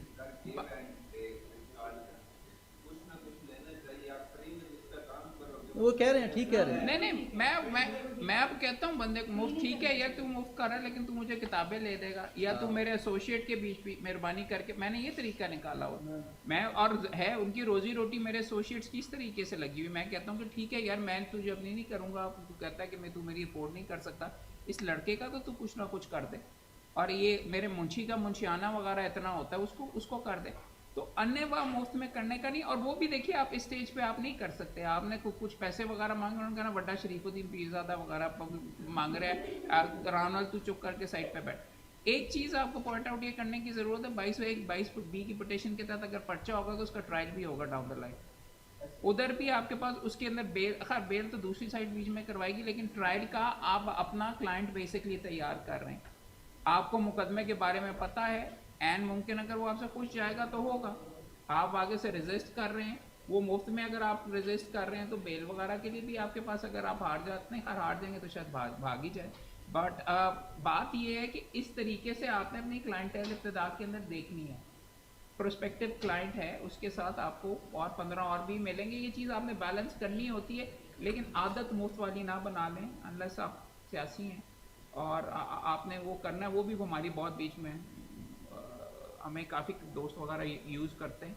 बट ठीक है, अगर और किसी वकील वगैरह की हमें भी पता होता है कि वकील साहब ने जो अपना ज़ाती कह रहे हैं कि जी मुफ्त में कर लें, उन्होंने प्रॉब्ली फ़ीस वगैरह ली होगी, ठीक है, कोई फ़र्क नहीं पड़ता, पेश होके करना ही है। वहाँ पे मैं उनको कह देता हूँ कि ठीक है यार, तू ड्राफ्टिंग फिर तुम ही करना, ड्राफ्ट करके जमा करवा दो, मैं जाके बहस कर दूंगा। बल्कि यहाँ तक भी कहते हैं कि हमने फीस ले ली है, बस अब आप आपने कर दिया, वो पकड़ा देते तो I don't have a problem with that. मेरा स्किल सेट बीच में इंप्रूव हो रहा है, मैं कर रहा हूँ और ये करके वगैरह। बट ओवर टू कामरान भाई, और कोई 22 से 22B के अंदर कोई जादुई चीज़ें जो एक चीज़ जो है कि अगर आपकी 22 से 22B नीचे से, जैसे आपने कहा, कोई हमारी नहीं मानी जाती, तो आपके पास रेमेडी हाई कोर्ट में अभी भी अवेलेबल है। अगर नीचे से 22 से 22B का ऑर्डर आपके अगेंस्ट हो जाए, हाकिम तो नहीं, अगेंस्ट हो जाए, तब भी आप हाई कोर्ट उसी ऑर्डर के ज़रिए जा सकते हो। जी ये फलां जस्टिस ऑफ पीस ने अपना जुडिशल माइंड अप्लाई नहीं किया और मेरी जो है इसने पिटिशन को डिसमिस कर दिया है on the basis of so many grounds, तो वो आप अपनी पिटिशन फाइल कर सकते हैं वहाँ पे उसके ख़िलाफ़। और वहाँ से अगर आप आपकी रेमेडी अवेलेबल है, अगर आपकी वो बनती है, तो वहाँ से भी अलाउ हो जाएगी। ये नहीं है कि आपके जी हमारी नीचे से रिजेक्ट होगी तो हम कहीं नहीं जा सकते। वहाँ पे अगर दोनों ऑप्शन ओपन रखी गई हैं, रिजेक्शन के बावजूद भी ऊपर जा सकते हैं और एक्सेप्टेंस के बावजूद भी आप उसके ख़िलाफ़ सस्पेंशन में जा सकते हैं। और 22 से 22B के अंदर मैंने यहाँ पे जो आपके नोट्स हैं, इसमें तमाम के तमाम पैराज के अथॉरिटीज़ का जिक्र भी किया है, वो आप बाद में इसको पढ़ लें, वो आपके लिए करामद रहेंगी। तो बाकी जो क्वेश्चन है वो मुझे बता दें। मेरा ख्याल है कॉम्प्रिहेंसिवली 22 से 22B हमने डील कर ली है। 2 अजीम लॉयर्स ने एक्चुअली यहाँ पे पंजाब बार के अंदर लेक्चर दिया हुआ है, एक और दोनों हम पाया हैं वैसे। एक हमारे भाई कामरान बशीर मुगल साहब हैं और एक आज़म नज़ीर तारड़ साहब ने हमें लाहौर बार के अंदर ये बीच में दिया था। इनके उस्ताद भी हैं और ये भी हमारा फ्यूचर इंशाल्लाह लॉ मिनिस्टर बैठा हुआ है आपके पास फेडरल। ये आपके सामने यूट्यूब पे अगर आप जाएं तो आज़म नज़ीर तारड़ साहब के 2 वीडियोस वहाँ पे मौजूद हैं, 22 से 22B का। ये इसके ऊपर डिटेल्स के अंदर हमने स्लाइड्स कर ली हुई, आप ऑनलाइन भी देख, इसमें है, इसमें आप स्लाइड्स में यूट्यूब में आप जाएंगे ना तो 22 से 22B लिखेंगे ना तो अहमद के नीचे वो लिखा आ जाएगा। और आजम भाई ने ऑलरेडी नोट्स, स्लाइड्स और 22 से 22B की पिटिशन के भी ड्राफ्ट्स वगैरह अवेलेबल किए हुए हैं, आप वो भी देख लीजिएगा। कामरान भाई के भी ये है, इनकी भी एक ड्राफ्ट करता है इंशाल्लाह, इनसे रिक्वेस्ट करके अभी हम अपलोड कर देंगे 22 से 22B की पिटिशन। बाकी मवाद सारे दोस्तों के लिए यहाँ पे अवेलेबल है। हम तहे दिल से मैडम रुशदा लोधी ने हमें ज्वाइन किया और जितनी हम मुशक्क़त करें उनसे ज़्यादा मैडम बीच में ख़ास तौर पे हमें असिस्ट वगैरह कर रही हैं सारी ऑर्गेनाइजेशन के लिए। मैडम के लिए भी प्लीज़ तालियां यहाँ पे और बिलखसूस मेरे भाई कामरान बशीर मुगल साहब के लिए, इन्होंने वक्त दिया, दिल से आपके साथ बीच में बात किया, थरो प्रोफेशनल हैं। कामरान भाई बहुत बहुत शुक्रिया, आपने हमें ज्वाइन किया। हमारा बार काउंसिल का हाउस हो रहा है, उनकी मसरूफियात की वजह से दोनों मेम्बरान फिर भी आपके लिए यहाँ पे मौजूद है। मिकदाद मेहदी साहब ने हमें ज्वाइन कर लिया हुआ अगले सेशन के लिए। Thank you. कामरान ने जितनी डिटेल से 22 से 22B को बताया और बार बार अहमद भाई ने जो कहा है ना कि कोई जादुई पॉइंट, इतने पॉइंट्स हैं कि इसके बाद अब सिर्फ काला जादू बाकी है और कुछ भी नहीं हो सकता इसके अलावा। बाकी 22 से 22B में कोई मुश्किल मसाइल आए ना तो सेशन कोर्ट में मैं हाजिर हूँ। अभी तो आपके साथ तस्वीर बनाई सर सारे ग्रुप फोटो के लिए प्लीज इस साइड पे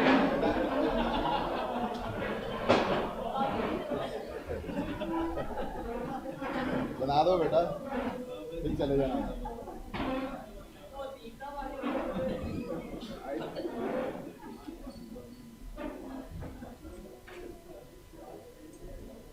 यार इस तरह करके आप एक्सपैंड अगर कर, मैं तमाम दोस्त प्लीज यूं करके होंगे, इस साइड पे प्लीज आइए, बिकॉज तादाद आपकी इतनी ज्यादा होती है, तस्वीर में सिर्फ लगते 15 भी है कि ना, सारे कमरा भरा हुआ। आप भी आइए सर प्लीज, हिस्सा बनना लाजमी है यहाँ पे। इधर आ जाओ यार, कोई फर्क नहीं पड़ता, आओ अपनी हाजिरी लगाओ। इरफान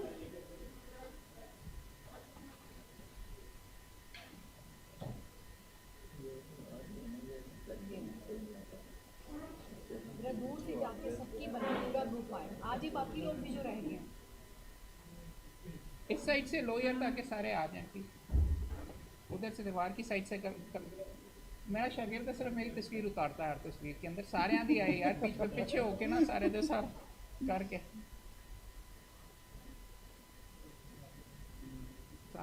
थैंक यू भाई, शुक्रिया। नहीं भाई, मुलाकात होती है फिर नीचे सर।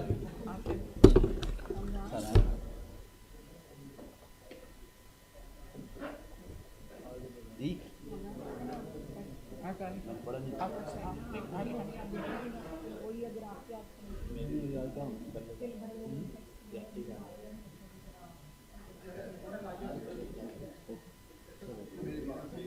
गुज्जर खान से तो नहीं? नहीं वो सर एक हाँ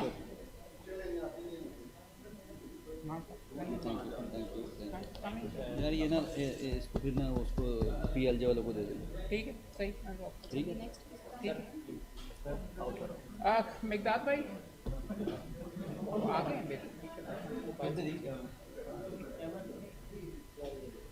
आज सर, मिकदाद कैसे हो? क्या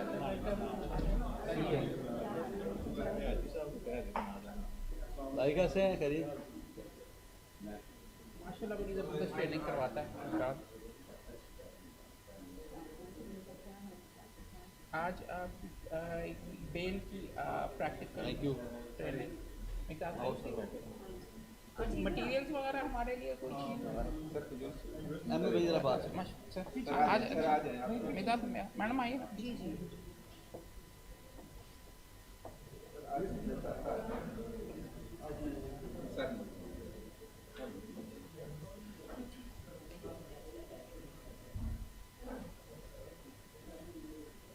थैंक यू सर।